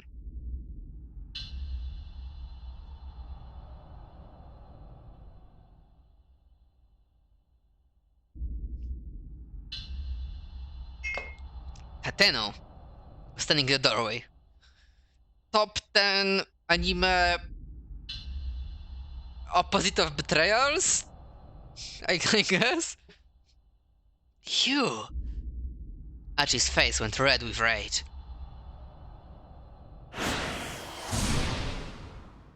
Well... To... nie było długie. Więc pytanie, czy w takim razie idziemy do Achiego? W ogóle... I od razu sobie wtedy dupniemy... jump na pierwszym kipałciku? Czy idziemy do Minorikały na dziennikarskie przygody? Bo naszego Kano, jak widać, zrobiliśmy całe 5 minut. 5 minut oficjalnie gameplayu na tej ścieżce. Wyśmienity wybór. Jakby nie patrzeć.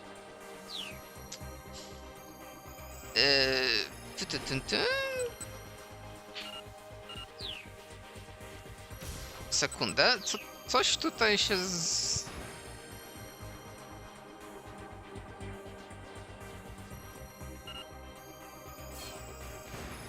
Czy mamy tego jumpa? Musimy go użyć, ale...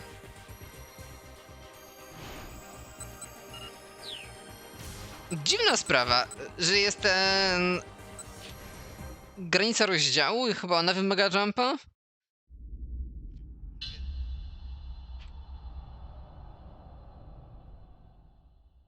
To jest dziwne tyle, że jakby dosłownie jesteśmy w przedostatnim rozdziale i jakby... Pierwszy raz gra coś takiego robi, więc...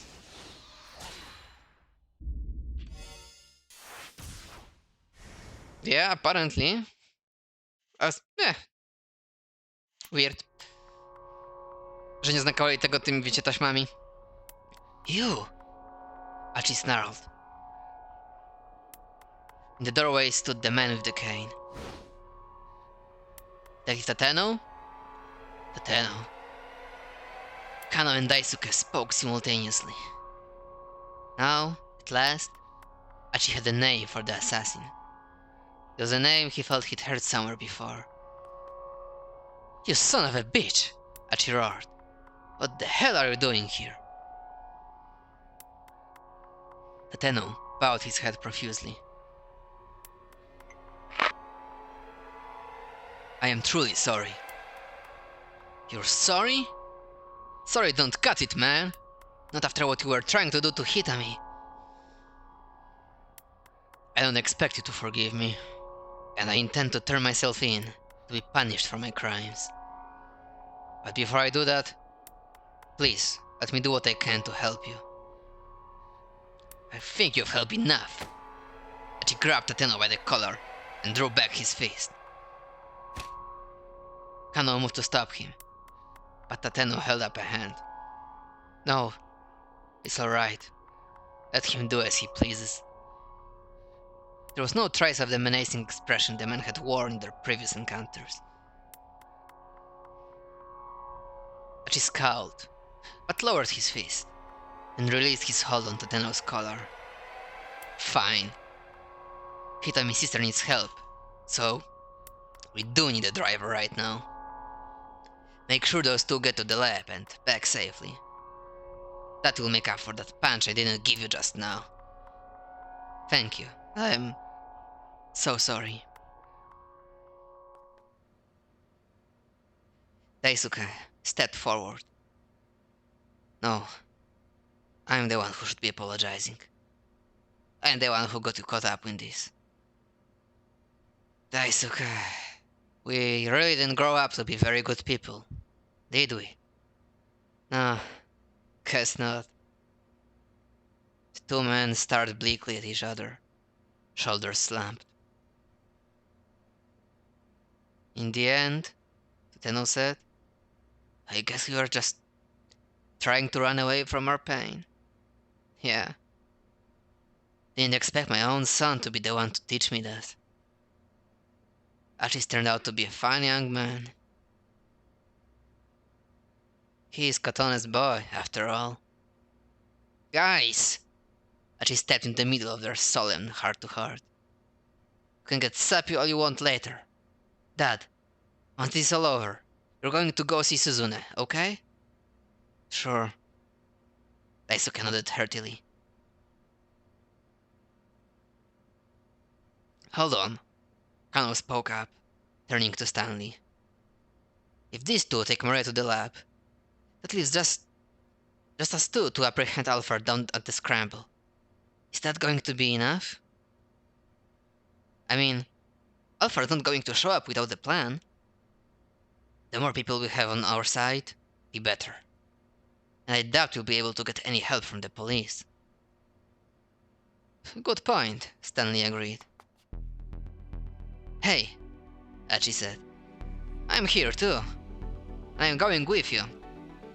I'll keep Hitami safe. Oh look. Good news, Kano. Now we have 3 people. Stanley let out a sardonic laugh. Kano frowned. Archie, I appreciate the offer, but having 3 people instead of 2 won't make much of a difference. You're not sure of the enemy's exact plan? You really need strength in numbers. If you could step a Dragnet like the task force this morning, that would be ideal, but... Come on, detective, Archie said. Don't you have any idea what sort of approach this psycho might take? If I were Alfred, Kano mused, then I suppose my biggest problem would be figuring out how to get away after I'd taken Hitami's blood. Stanley nodded in agreement. I'm betting he plans to involve the UA virus, he said. If, for instance, he tells us he set up a device somewhere to spread the virus throughout Shibuya that prevents us from taking action against him. Archie swallowed hard.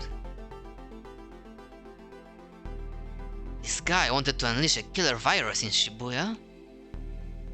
If he succeeded, the town Archie had known and loved all his life would become a graveyard. Oh, of course, that's mere conjecture, Stanley murmured. Quite frankly, even I can only guess what he's going to do. His expression was grim. Strength in numbers, huh? Archie said. You're saying we absolutely need more people, is that it? Essentially, yes, Stanley replied. But not just anyone, mind. If it's not a group that meshes well, it will hinder more than help. Kano folded his arms across his chest. He looked perplexed. People who mesh well together, huh? Archie had an idea.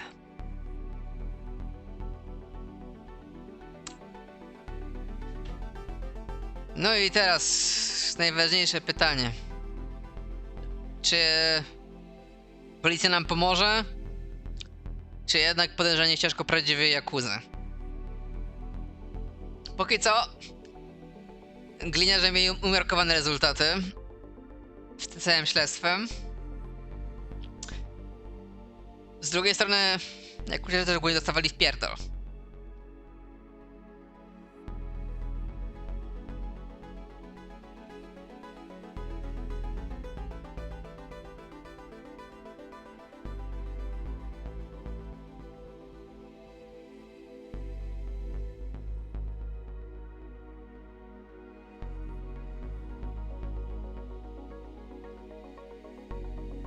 No, jak nie ma silnych przekonań, to oczywiście żyjemy ze starymi kumplami Archiego. Ten plotline w końcu gdzieś musi zaprowadzić. He could ask SOS. If there was anything he could do, it was that. It was a selfish request. He knew that. Susumu would probably be furious with him. But Archie would just have to deal with that. Even his old pals wouldn't forgive him. They understood that they'd be helping protect Shibuya. He was sure they'd step up and take action. After all, the whole point of the gang was that it was made up of people who loved their town. Can you give me a half hour? I'm gonna try and see if I can rustle up some people. Kano started himself up. You think you can do it? Archie nodded assertively. Just wait here for me, okay? He said to Hitami. She gave him a worried smile. Alright, I will be waiting. You'll be okay. Archie did his best to sound reassuring. I promise I'll bring back some help.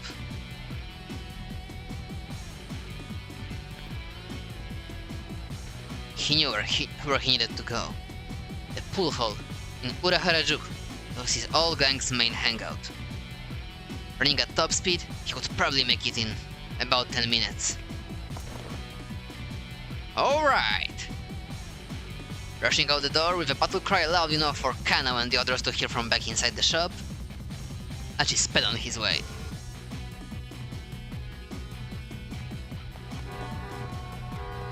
Traffic on Dogenzaka was at near standstill. Had there been some sort of major accident? As Archie ran along the roadside, he heard a middle-aged man screaming angrily. You've got to be kidding me, What do you mean?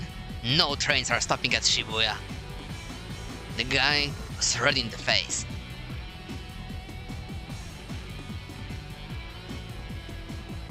Zatrzymajmy się, to jednak jest teść Kano.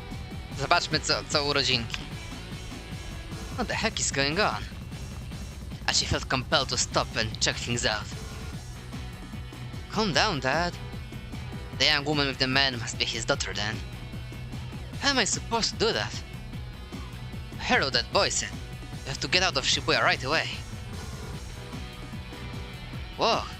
I just got to look at the young woman's face. She was gorgeous. You had the feeling he'd seen her on TV before or something. She was probably an actress, but he couldn't recall her name. Well, Achi muttered to himself. I might be pretty, but you're no Hitomi. Once more, he broke out into a run. There were a whole bunch of people walking in the direction of Route 246. It looked like the folks really couldn't use the trains right now. Was it some consequence of Maria being infected with the UA virus? Well, then I'd better hurry. We're the only people who can fix this. Yeah! From their cry to pump himself up, Achi bolted down the sidewalk counter to the throng.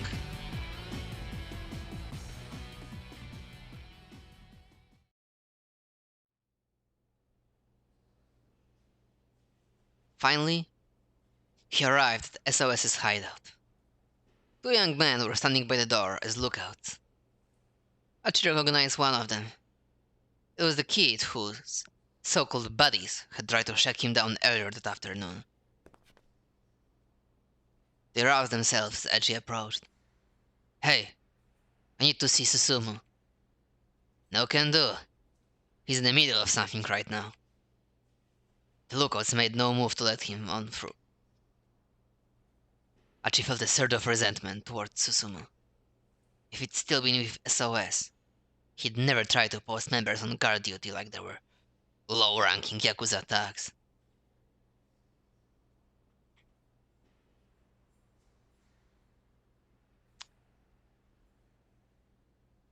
Nie, jesteśmy w good game mode, to dajmy sobie A. Achi pressed again. Please, I need to see him. It's important. Just tell him Achi's here. He will make an exception. At the mention of his name, the two lookouts exchanged glances. Alright, I'll go ask him. Only the lookouts headed inside, leaving Achi alone with the kid he'd helped out earlier. Do they always stick you on guard duty? The boy didn't reply. Back when I ran with SOS, we never needed anyone on lookout. We were just a bunch of guys who loved Shibuya, and who had a fun time hanging out with each other. That's all it was, really. It's not Susumu's fault that SOS changed, the boy said, somewhat fearfully.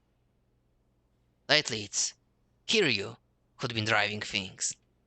Kiryu? Oh yeah, that guy. That recalled his earlier run-in with him. The guy was an arrogant bully.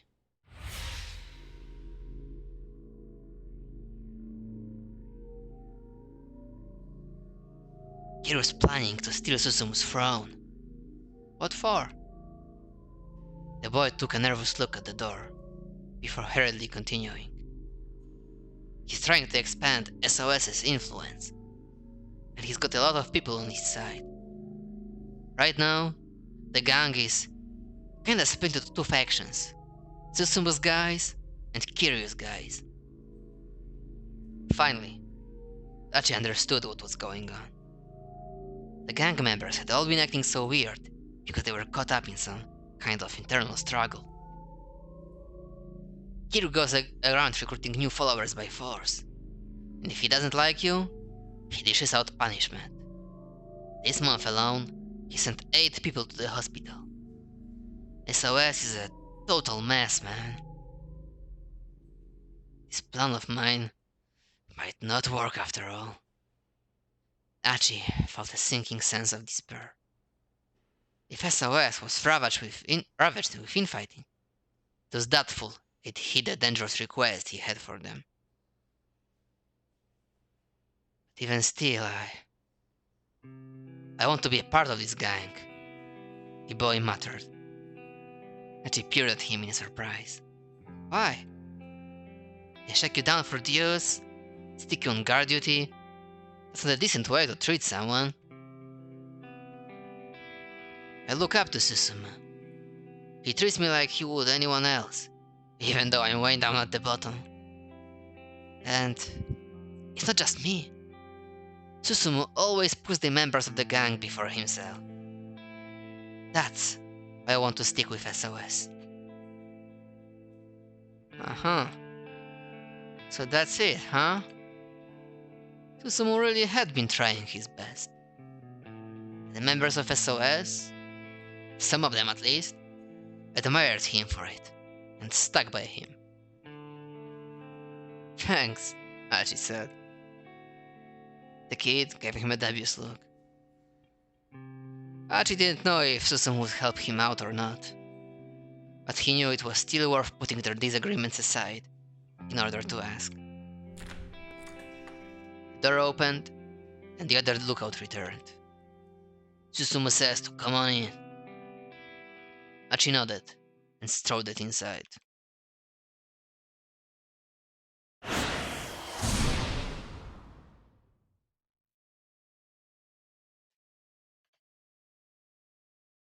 Uff.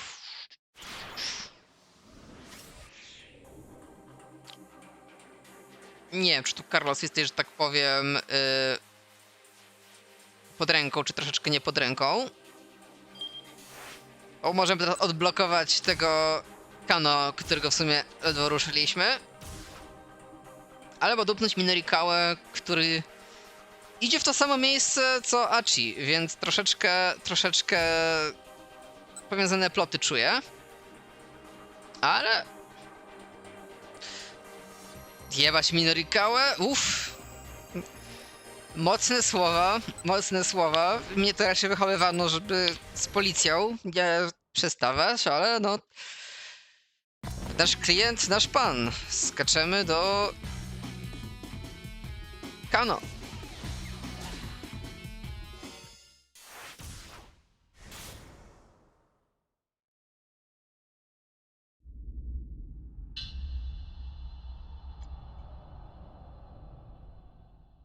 Achi's protests were vehement, but he backed down at last. Tenno would escort Kanan and Maria to the lab. That left three to try apprehend Alfred. Kano, Stanley, and Achi. Having only 3 people was a dicey prospect though, so Achi took it upon himself to head out and gather some backup.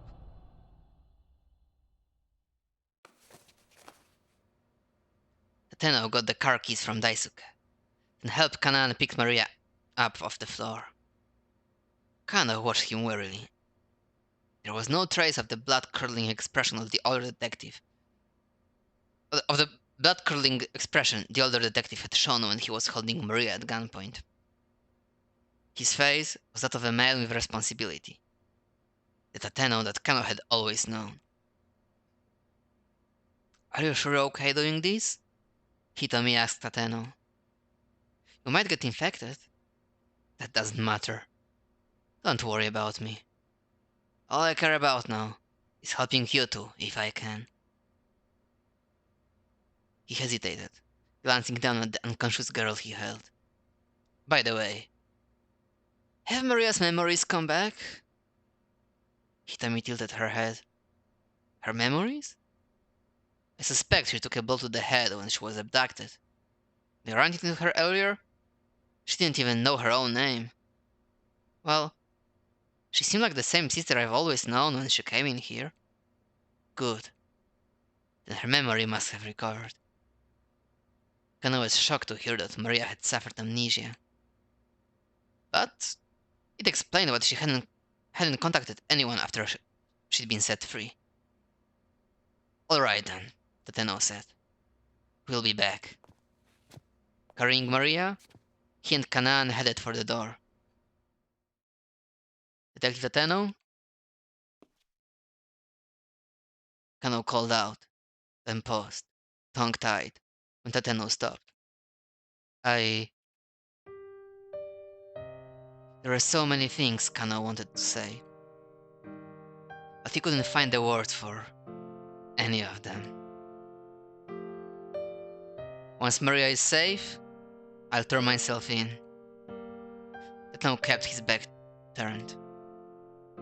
The words were like a dagger in Kano's heart. Once this was all over, Tateno would no longer be a detective, but a criminal. Kano knew there was no alternative, but still, the realization hit him hard. Detective Ateno, stop predatoring, but never lose sight of what you're supposed to protect. Ever. Kano snapped back to attention at Tateno's words. That was Dictum 1, the advice that had kicked off the whole Dick Diary. I'm not the one you should be worrying about right now, Tateno continued. We need to save Maria Osawa's life and protect the people of Shibuya. Kano bit his lip.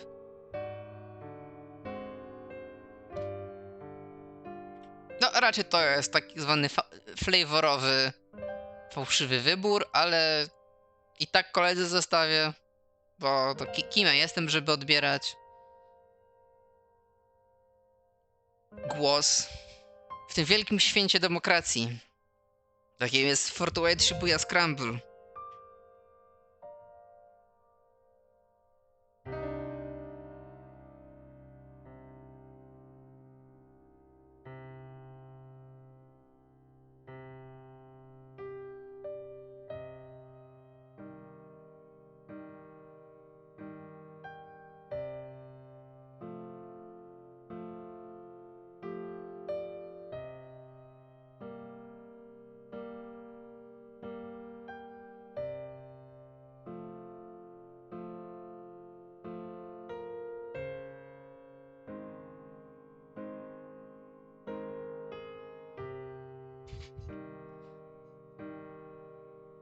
Były szybkie, teraz dla flaworu długie.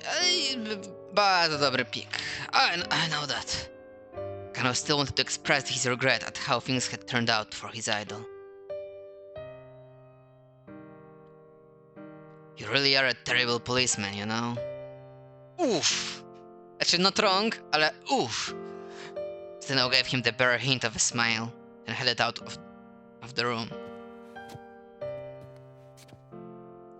And as Kano watched him go, he realized he really didn't have anything to say.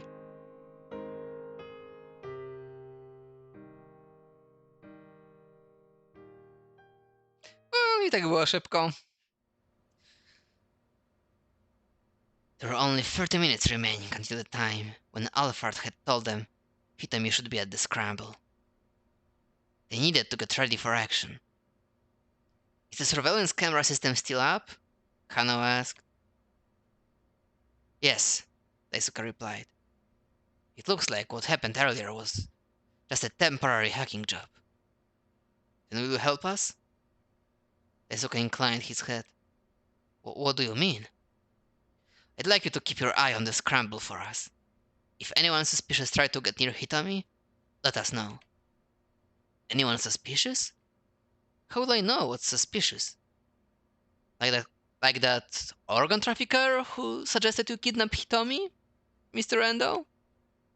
It's possible that he might be Alphard. Would you be able to recognize his face? Daisuke furrowed his brow deeply as he began entering commands on his keyboard. Yeah, don't think I could ever forget. It's because of him that He left the rest unsaid. A moment later, several of the monitors switched over to feeds from around the scramble. Alright. Daisuke squinted at the images. I'm not sure how much help I can be, but let me at least try to atone for what I've done. Of course, and thank you.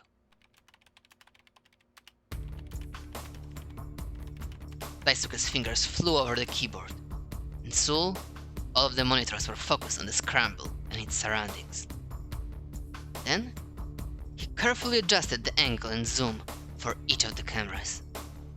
Now, the whole area was under total surveillance. All they had to do was get their stakeout crew to the scene. Where did Dachi go? Kano asked Hitami. I'm not totally sure, but I think he went to find some of his old friends.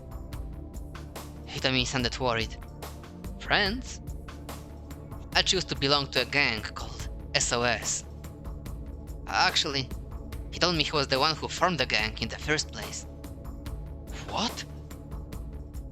Kano couldn't keep the shock from his voice. Achi was the founder of SOS? How bizarre that the two of them would wind up meeting each other this way. But I guess there was a big falling out between them, so I think he went to try and win them back over. Kano hadn't heard anything good about SOS since Echi had left them. If things had ended on bad terms between him and the gang, getting them to help might be, well, a lost cause. And even if Echi was able to gather some people up, how much would Kano and the others be able to trust them? He'll be alright, Hitami said, as if sensing Kano's thoughts. I'm sure Achi will bring back some of his old friends. And when he does bring them, I'm sure he'll choose people we can count on. You really trust him, don't you?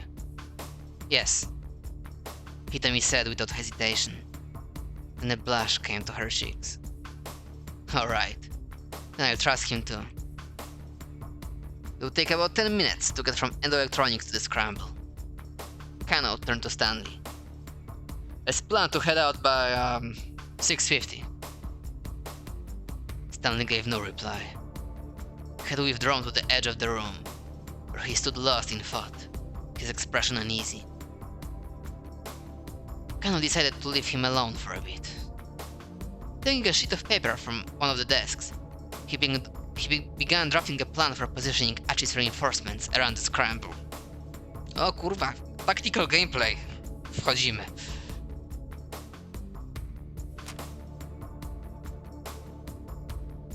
Alright, here we go. In about 5 minutes, he had drawn up a little map of the optimal places to deploy the team. It included positions for as many as 20 people Achi might bring back. Kano turned around, surprised to find Stanley right behind him all of a sudden. The American looked haggard. Something the matter? Kano asked. They need to go to the scramble without me. What? Where's this coming from all of a sudden? Please, don't ask me to explain. Something else has come up, and I have to see to it. Sweat beaded on Stanley's brow. Whatever had happened, Kano had no doubt it was something major. Coś ważniejszego niż konfrontacja z mizerowym terrorystą, który zaraz zawirusuje całe Tokio. I na pewno nie jest... W ostatniej sekundzie puścił sobie na szybkie top 10 anime betrayals. And almost certainly it had something to do with Alphard. Stanley, Kano said.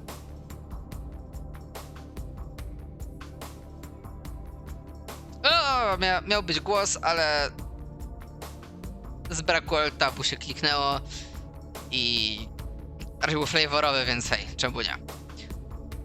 Please tell me, we're past the point of keeping secrets. They'd come this far together. Surely it was too late to get all tight-lipped now. I'm sorry. I wish I could tell you more. Stanley dropped his eyes. Kano had a vague idea of what Stanley was up to. He probably felt he needed to keep things hidden even from his own allies, in order to keep Alphard in the dark. Or at least, that was Kano's guess. Alright, I understand, Kano said with resignation. Do what you have to, and come back soon. With an apologetic look on his face, Stanley turned and hurried from the workroom.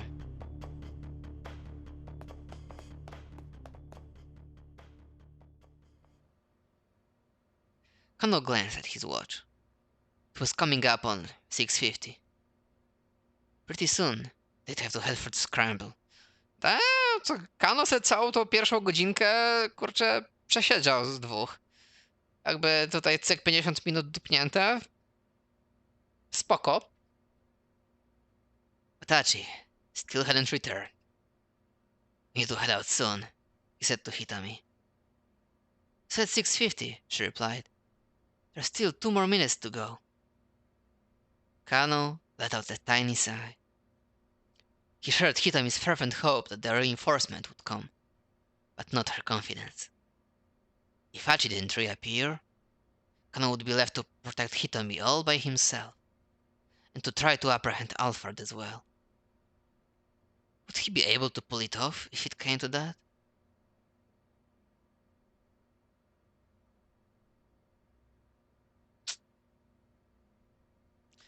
No i teraz prawdziwe pytanie. Czy wierzymy w siłę przyjaźni?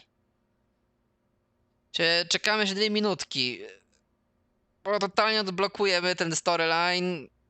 Last minute recovery. Diamentowe ręce Achiego. Czy chłopie, spotkaj nas na Scramblu, musimy powstrzymać terror plot.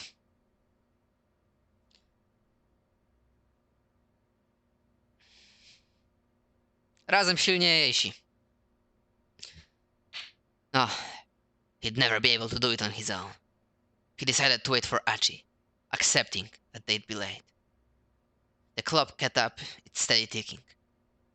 With each minuscule movement of the second hand, Kano felt the tightness growing in his chest. A minute passed. 2 minutes. Time was of the essence. They couldn't keep waiting any longer. Hitami, I don't like having to do this, but we can't wait any longer.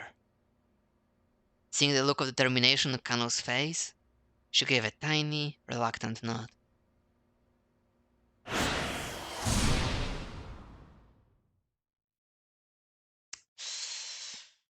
No, obawiam się,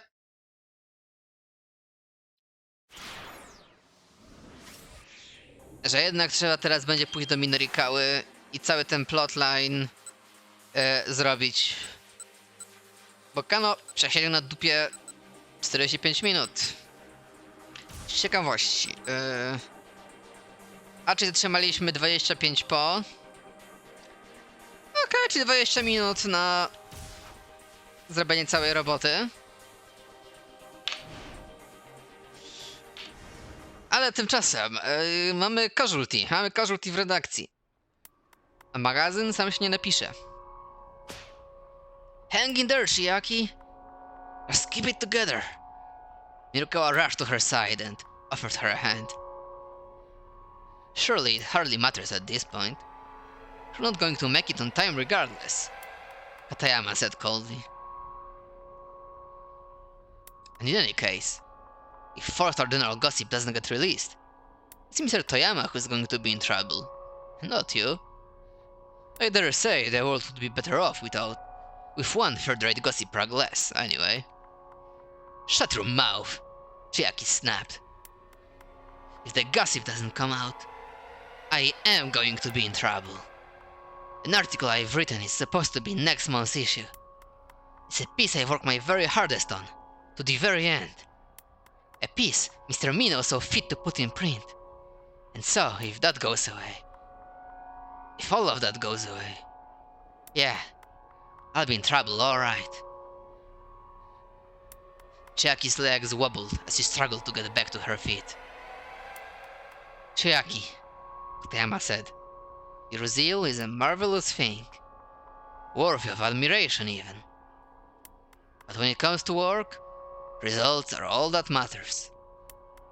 I'm sad to have put it that way, but I must be honest, it's just common decency. Katayama glanced at his pocket watch. You have 57 minutes and 10 seconds remaining. At this rate, you won't even make it to the interview venue before your time's up. Frankly, I don't think even a further extension of your deadline would make any difference in the end. Damn it! Miruka ground his teeth. He wondered if he should just leave Chiaki here and go interview SOS by himself. He could expand the article on SOS, and work a small part of Chiaki's interview piece in to at least fill the layout. Right now, the single most important thing was getting the magazine out the door, for Toyama's sake. But if he did cut out most of Chiaki's copy, after all she'd done, he might wind up totally killing her passion for being a writer. I have to stop waffling. Professionals don't let their personal feelings dictate their decisions. I can help Chiaki work through her emotional struggles later. Chiaki, that's enough.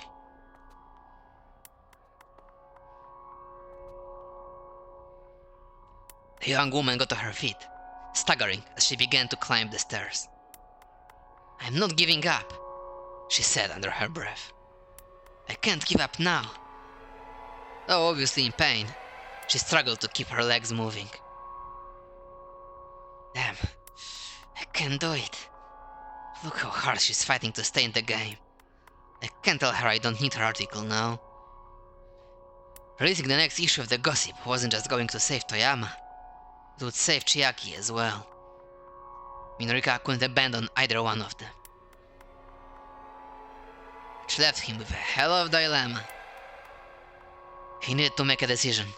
If he didn't stop wavering soon, they would be out of time. But try as he might, he couldn't come up with a plan. Then, he heard a familiar voice from behind him. Taksówkarz? If you're wondering what path to take, yep! Allow my taxi to be your guide.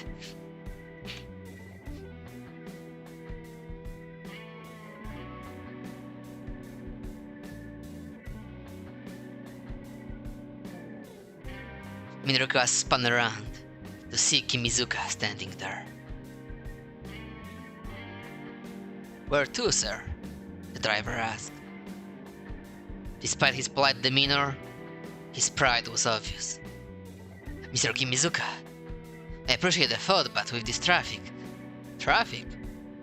I see nothing of the sort. Okay, sure, but... Miruka was well aware of Kimizuka's capabilities, but the prospect of cutting through the chaos that currently filled the streets was more than a little daunting. You know this town as well as I do. There's nowhere you can't go. Alright. What other choice do I have? Guess I've got to trust you. This will be my last request of the day. Miruka pointed down the street.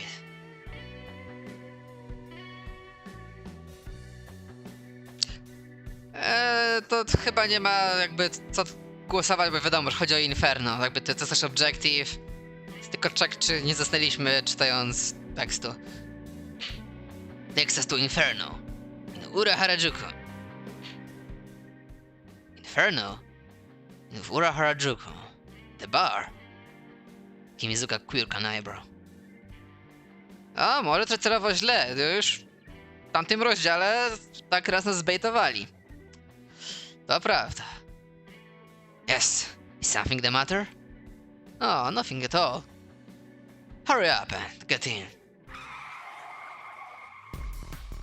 O, skurwisyn jakiego Willisa tutaj strzelił. I to jeszcze w alejce, żeby się zmieścić w wąskim przejściu. As soon as Mirukawa and the others had climbed into the cab, Kimizuka tore off for Shibuya's network of narrow side streets. Można powiedzieć, że to crazy taxi. The passengers in the backseat jostled roughly back and forth to the sound of screeching tires. This is altogether far too excessive, Katayama murmured, wincing as his head bounced repeatedly against the window. To think we allow such inconsiderate driving here in this country. Chiaki, meanwhile, had opened her laptop and was somehow working furiously to finish her copy. The sound of her fingers clicking across the keys echoed within the vehicle. "How's it going, Chiaki?" Minorikawa asked. "Just a little more." Her eyes were glued to her monitor, her face all seriousness. Kimizuka glanced over at Minorikawa. "If I may ask, sir, what business do you have at this bar?" "Just a little interview. I hear a local gang called SOS uses the place as their big hangout." "You're interviewing SOS?" "Sir, I feel it might be best not to get too involved with that lot. There was something about the driver's warning that seemed a little off." "Do your taxi driver connections tell you what SOS is up to?" Minorikawa asked. "Originally, they were something of a vigilante corps, in the name of keeping the neighborhood clean and safe. But lately, I hear nothing but bad things about them. Those loan sharks had said something very similar." Minorikawa reminded himself that he'd better be on his guard. Katayama chimed in. "And just how do you plan to go about interviewing a gang like this?" "That's nothing for you to worry about. I have a plan." "Oh? And just what exactly is this plan?" "It's a secret." Katayama gave him a derisive grin. Clearly, he wasn't impressed. Minorikawa turned to look at Chiaki. She appeared too engrossed in her copy to even hear the conversation. "I realize this is for work," Kimizuka said worriedly. "But do you really need to take such risks?" "Yes, I do." Minorikawa fought back that look on Toyama's face. That look when he'd finally regained his confidence. He couldn't let Heaven Publishing go under. Toyama provided a canvas on which Minorikawa shared his art with the world. Thinking about it now, Minorikawa realized he'd always been chasing Toyama's shadow. Though it was galling to admit, that man had been the ideal Minorikawa strove to live up to. That was why he'd hated seeing Toyama reduced to such a pathetic state. He wanted Toyama to remain indomitable, to keep busting down any and all obstacles in his own peculiar way. Still, Minorikawa wasn't about to voice his feelings aloud. He felt more than a little embarrassed to be taking it all so personally. "You take on a job, leave it 100%, every time. That's what makes you a professional," he said. "Wouldn't you agree?" "I do indeed," Katayama chimed in. "But you'll have to demonstrate that 100% in the limited time you have left. Which, by the way, is 51 minutes and 30 seconds. And I will not budge in the slightest on that submission deadline. Please, do keep that in mind." The man took another look at his watch. "I've got half a mind to break that thing," Minorikawa told him. "Bringing my watch will not stop time." Minorikawa shot him a furious glare, but Katayama's composure was unwavering. The guy was unflappable, and the only way Minorikawa was going to be able to put him in his place was to meet his damn deadline. Easier said than done, though. He'd want to use 30 of the 51 minutes he'd still had to write his article. That only left him with 20 or so to get the material.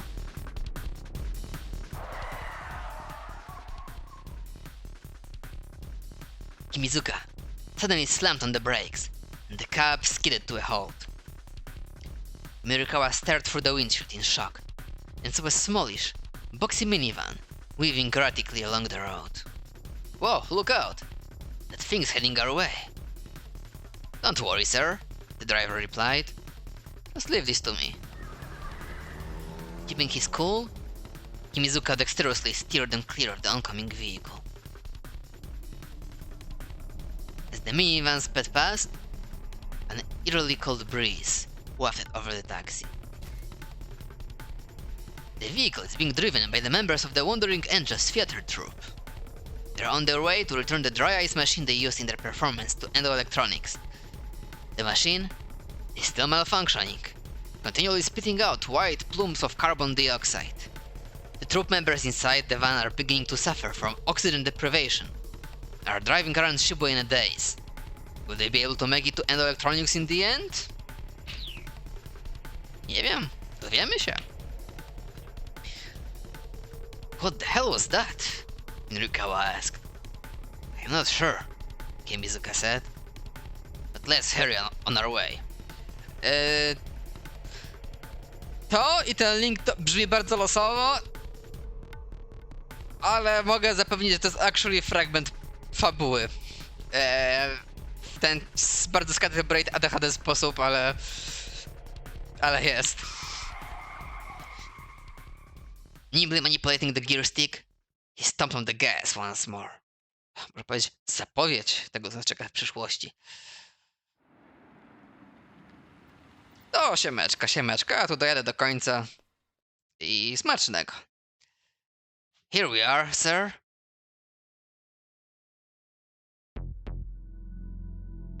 They'd pulled up outside of a dilapidated old pool hall. You're a lifesaver. Mirukawa clapped a hand on Kimizuka's shoulder. Just be sure to be careful, sir. Mirukawa nodded. Huh? What? Chiaki asked, looking up. What are we being careful about? Nothing, Mirukawa said. Just wait here in the car. You've still got that copy to finish up, yeah? Well, yes. Alright then. Jackie frowned, but resumed her typing. And you wait here too, Mirukawa said to Katayama. But of course, goes without saying. Incidentally, you have 49 minutes and 6 seconds remaining. Mirukawa did some quick mental math. The half hour he'd already set aside, that left him 19 minutes. However dangerous SOS might be, he couldn't afford to hesitate for even a single second. Bracing himself, he stepped out of the taxi and headed for the pool hall. Phew!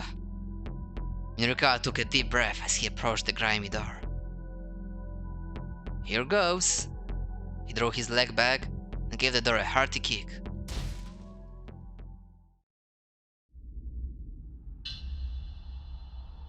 The mob of young men inside the bar turned as one at the sound of the door crashing open. Who the hell are you? Several of them started toward him belligerently. Just calm down and hear me out, he said. I've come to interview you. Interview us? What the hell for? These were hot-headed punks, alright. They seemed to be itching for a confrontation. Mirukawa felt like a punch might come flying his way at any moment. Then, another voice called out from further back. Hold up, guys. It was a young man, seated in the far back corner of the bar. His air of authority marked him as a gang leader.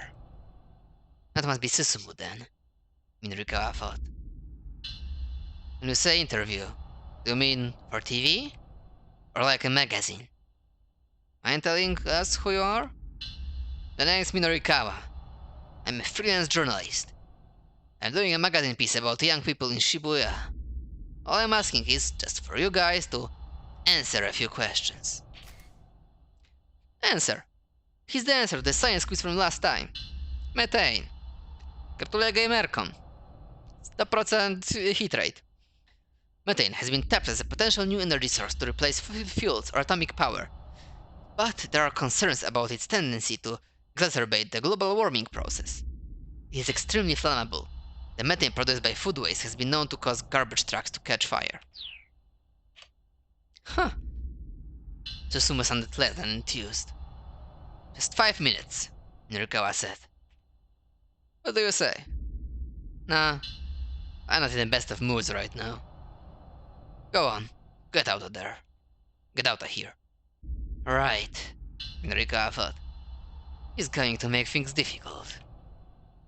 But he hadn't expected these troublemakers to just up and accept an offer to appear in print. Now was when the real battle would begin. Guess I'll just have to write my piece without your help then. Susumu took the bait and shot him a look. Right about what exactly? Your little warehouse raids.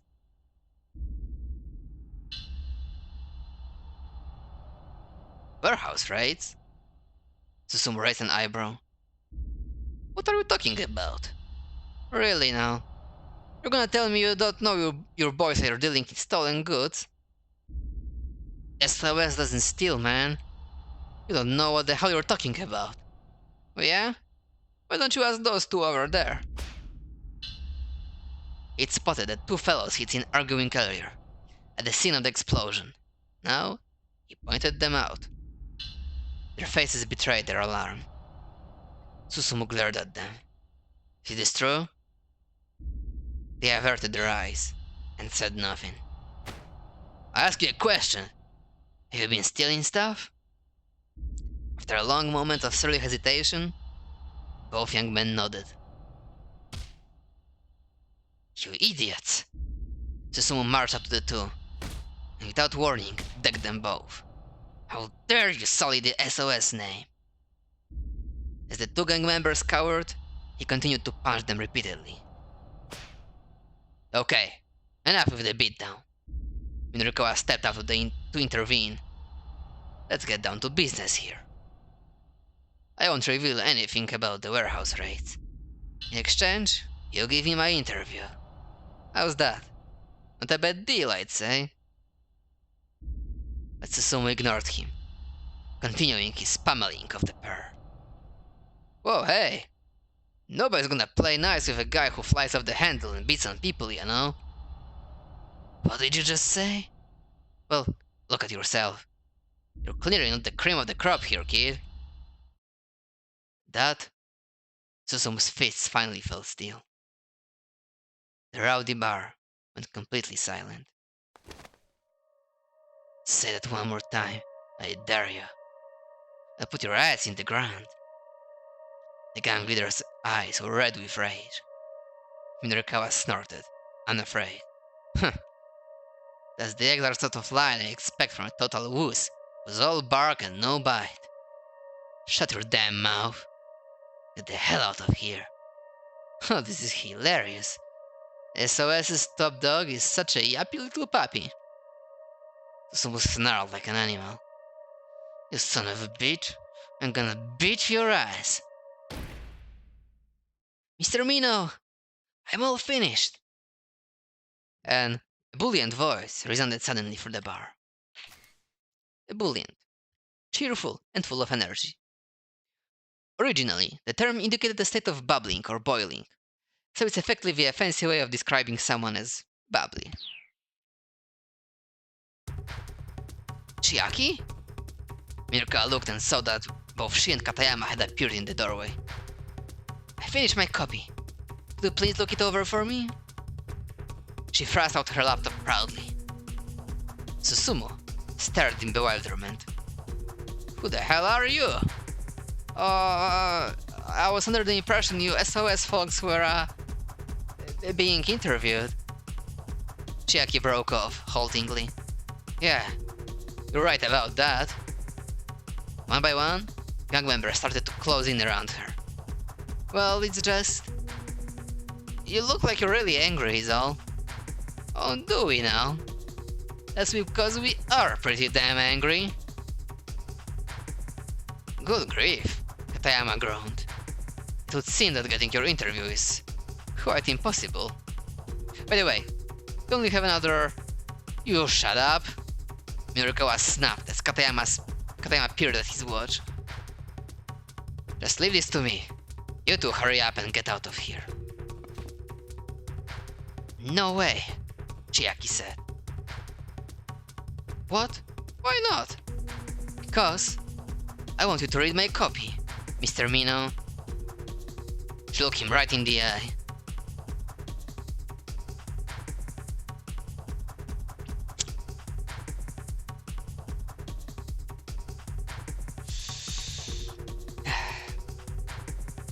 No doceniła się po ryju, więc chyba musimy skończyć dostawanie po ryju, tak mi się wydaje. There's no time for an editing session. You had to wrap up the SOS interview, and fast. Alright, Minorikawa said. I'll read it after I'm done with this. No way, Jackie repeated. I'm not leaving you all by yourself in a place like this. She refused to budge. Enough of the chit-chat. The gang members reached out to grab Chiaki's laptop. Knock it off! Don't touch that! She struggled to resist. Leave the girl alone, you scumbags! Nurikawa barked. The young man in the bar stopped and turned. Susumu was quick to respond. Screw you, man! Who are you calling scumbags here? Any guy who raises a hand to a lady is a scumbag. If you're looking for a fight, you can fight me. Just get your hands off the girl. Mirka did his best to look unafraid, as a couple dozen vicious gazes now turned back on him. Bring it on, Susumu said. Hey, someone go stand lookout out front. He snapped his fingers sharply. Get him. The signal, Susumu's men quickly closed in on Minorikawa. It was like being caught up in a tsunami. He took a hard punch to the face, and his vision went blurry. Before he could react, he was hit again. Twice, thrice, with punches and kicks. The moment his first assailant paused, another joined the assault. 4 blows, 5 blows, 6. Minorikawa lost count somewhere around 30. A metallic taste filled his mouth. He could feel his consciousness fading. All the strength was being battered from his body. He couldn't even tell if he was standing on his feet or lying on his back. Then, finally, he felt himself crumple to the floor.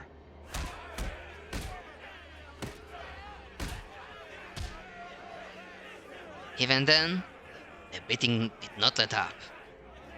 As he writhed helplessly, the young man kicked him in the gut, over and over. Stop it! He heard Chiaki shriek. You're going to kill him. Yeah, that's kind of the point.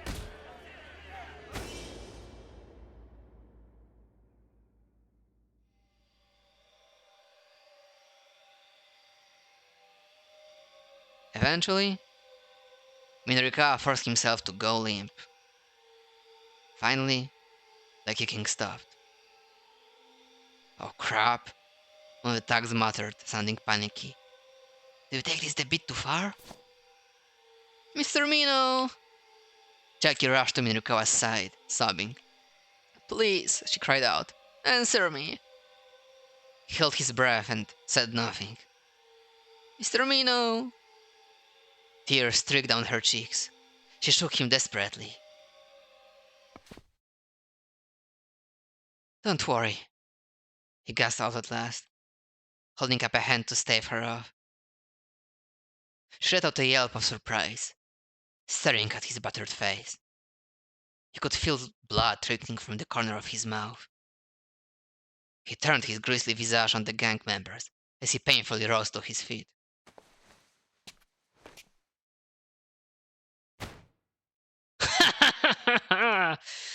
Abruptly, Mirka broke into peals of mocking laughter. Mr. Mino? Jackie stared at him, aghast.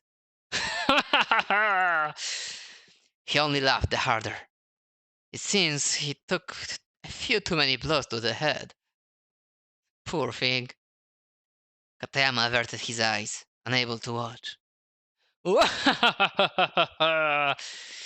Minorikawa shot out an accusing finger out of the crowd. Looks like I win this round. What? Susumu blinked, dumbstruck. Don't you get it? Minorikawa said thickly around his bruised tongue. What am I saying? You are a bunch of idiots. Now then, if you'll pardon me. Oh, I get it. Minorikawa was halfway to exit when Katayama's exclamation rang out. We're planning all along to let these guys beat you up, huh? Minorikawa jerked to a halt, his shoulders trembling. You knew they would turn out the interview. And so, by letting yourself get beat up, you'd have something to put in an article, yeah? It's a bit bogus, maybe, but I guess it's one way to get material to fill your pages. Minorikawa broke out in a cold sweat. Shut up, you idiot. But Katayama continued with his oh-so-brilliant analysis. You sure pulled a fast one on this gang here. I wonder what sort of headline your piece should have. The twilight of Shibuya's legendary street crew? Former vigilante squad, no mere gang of common thugs. Something like that, maybe. Susumu stared daggers at Minorikawa. Go on. I dare you to write that up. Then, we really will put your ass in the ground. He moved to block the path to the door, clutching a broken beer bottle in one hand. You moron! Minorikawa bellowed at Katayama. I was this close to pulling it off. Ah, well, that's a shame, isn't it? Katayama replied. Minorikawa rolled his eyes. Gee, you think? Susumu slowly advanced on them, beer bottle at the ready. Incidentally, Katayama said, we have 40 minutes and 7 seconds left. Good luck. Minorikawa hung his head. Was everything futile at this point?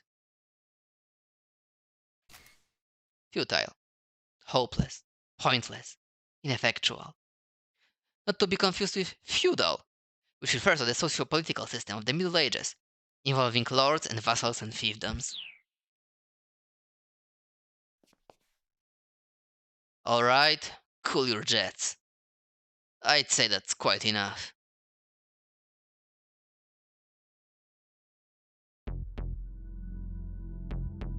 Susumu stopped and spun around. Kimizuka had entered the bar. The taxi driver stared out sternly from behind his sunglasses. All the young men in the bar fell silent.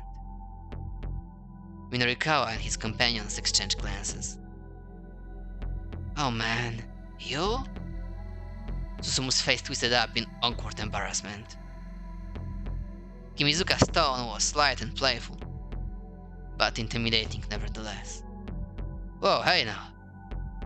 That's no way to address your teacher. Teacher? Minorikawa blurted in disbelief. Kimizuka nodded. Yeah, until last year, I used to be a teacher. But I got into a bit of a dispute with my school, so I moved on. These guys in here are all former students of mine. Sorry that they are such a bunch of good-for-nothings. Wow, Chiaki said. I would have never guessed. I thought, since I wasn't their teacher anymore, it was my place to butt in. But I couldn't sit idly and let one of my customers take a beating. Kimizuka turned back to Susumu. This guy totally played you. Every last one of you. Susumu bit his lip in frustration. Still, it's hard to imagine anyone would want to take a beating from this many guys all at once. So it's hardly your fault for falling for it. Kimizuka had switched gears from taxi driver to street smart mentor. You guys lost this one, he said. And for that, you need to give him his interview. No way. Susumu looked disgusted. Look here, kid, Kimizuka said. Let yourself in some face and help the man out. And maybe you won't come off as a bunch of total idiots in his article. He flashed an amicable grin. Well, when you put it that way. Fine, alright. Susumu blew out his breath in resignation. Susumu, you can't just let yourself cave like that. The remark had come from a particularly nasty-looking young fellow who slouched on the bar sofa. Mirukawa recognized him. The kid hit the counter earlier that afternoon, wandering around with a wooden cudgel. You shut up, Kiryu, Susumu said. So what? We're just gonna let SOS make a mockery of itself? Kiryu demanded. The gang leader let out an annoyed growl, but said nothing. And you still think you've got what it takes to run Shibuya? Shut up! I already said I will do it. Kiryu sneered sullenly at Susumu's outburst.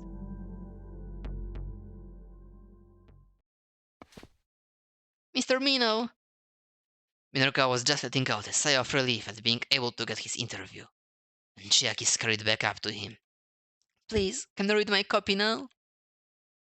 Her face showed a strange mixture of confidence and unease. All right, he said resignedly. Let me see it. The proofing deadline was drawing steadily nearer. Still, if the piece wasn't good enough, he'd have to make her rewrite it again. He wasn't going to compromise on quality. Bracing himself, Minrikawa stared at the monitor. Chiaki swallowed hard, so anxious that it was audible.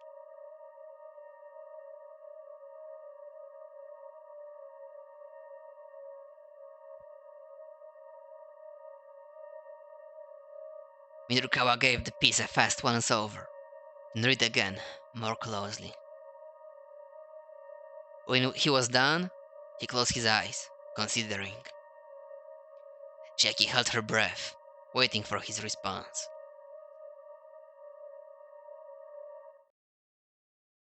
It's okay. She looked back at him blankly, for a long moment. Really? It's really okay. Is it really, really okay? It really is really okay. Miruka watched in surprise as she broke down in tears. Oh, thank you so much. Chiaki bowed profusely. He gave her an affectionate little ruffle atop her head. She wiped at her face with her palms, scrubbing the tears away. So I guess I never really told you what sort of articles I want to write and all. No, I don't think you have. Well, I mean, I want to write socially conscious exposés like you do, Mr. Mino. And so, to hear you say that an article I wrote is okay, that makes me really, happy, I guess. Or maybe moved? Her eyes were still bright with emotion. Well then, really. There was actually another writer who took inspiration from his work, and who strove to be like him. Minrikawa had never thought a day like this would come. It was a peculiar feeling. He'd always been the follower, chasing after interviews in order to be more like Toyama. It made him feel both bashful and proud that the skill and soul he'd honed might be passed on to the next generation. Right. I should be off. Kimizuka gave Minorukawa a slight nod. Minorukawa returned the gesture, but more deeply. You really have been a tremendous help today. I'm not sure where I'd even be right now if you hadn't been there for me. Oh no, not at all. I was just driving a customer around to where he asked me to go. Huh, that's right. I still owe you a fare. Opening his wallet, Mirukawa saw he had only a 10,000 yen bill. Still, now was no time to be frugal. Keep the change, he said as he handed it over. But even as he said it, Kimizuka was already handing him some money back. Here, I insist. The driver had already counted out the exact change in advance. You really are a pro, huh? Mirikawa took the money and stuffed it into his pocket. You'll meet again. Somewhere out there on the streets of Shibuya. Kimitsuka pointed his index finger at Minorikawa's face. Minorikawa responded in kind.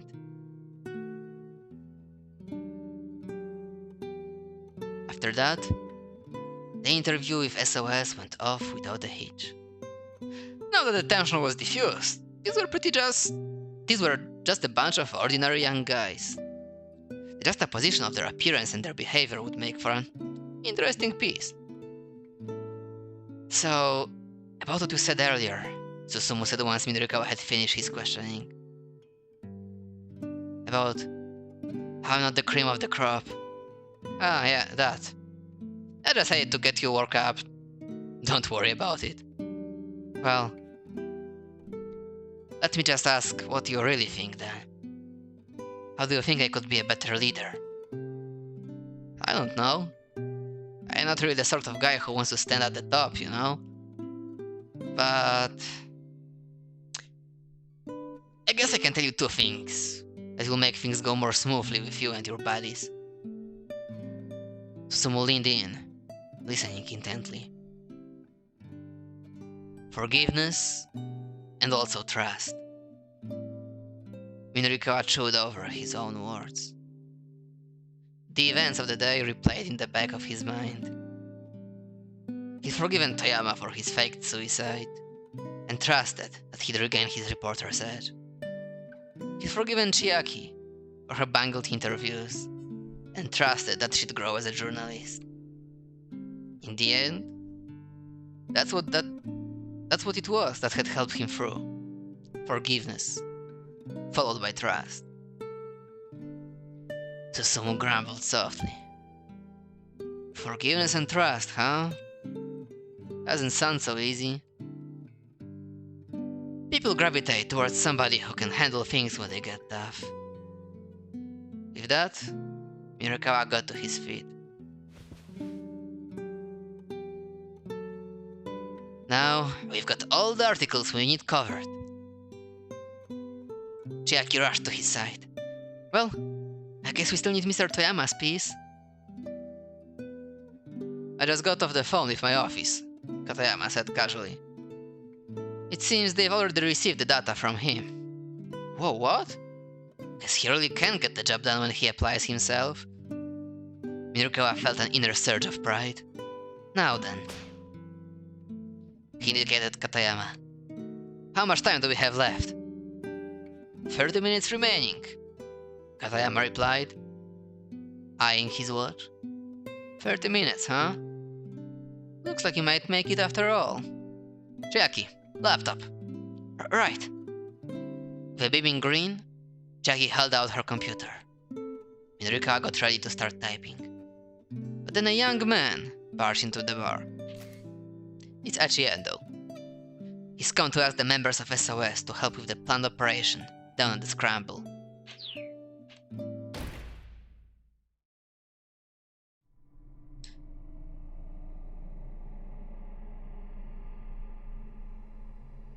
I tak szczerze mówiąc, zwłaszcza biorąc pod uwagę, że tak równa nasza trzecia godzinka pykła, to jest chyba dobry moment, żeby na dzisiaj skończyć, bo jakby w tym samym momencie możemy kontynuować i z Achiego, i z Minorikawy, więc jep.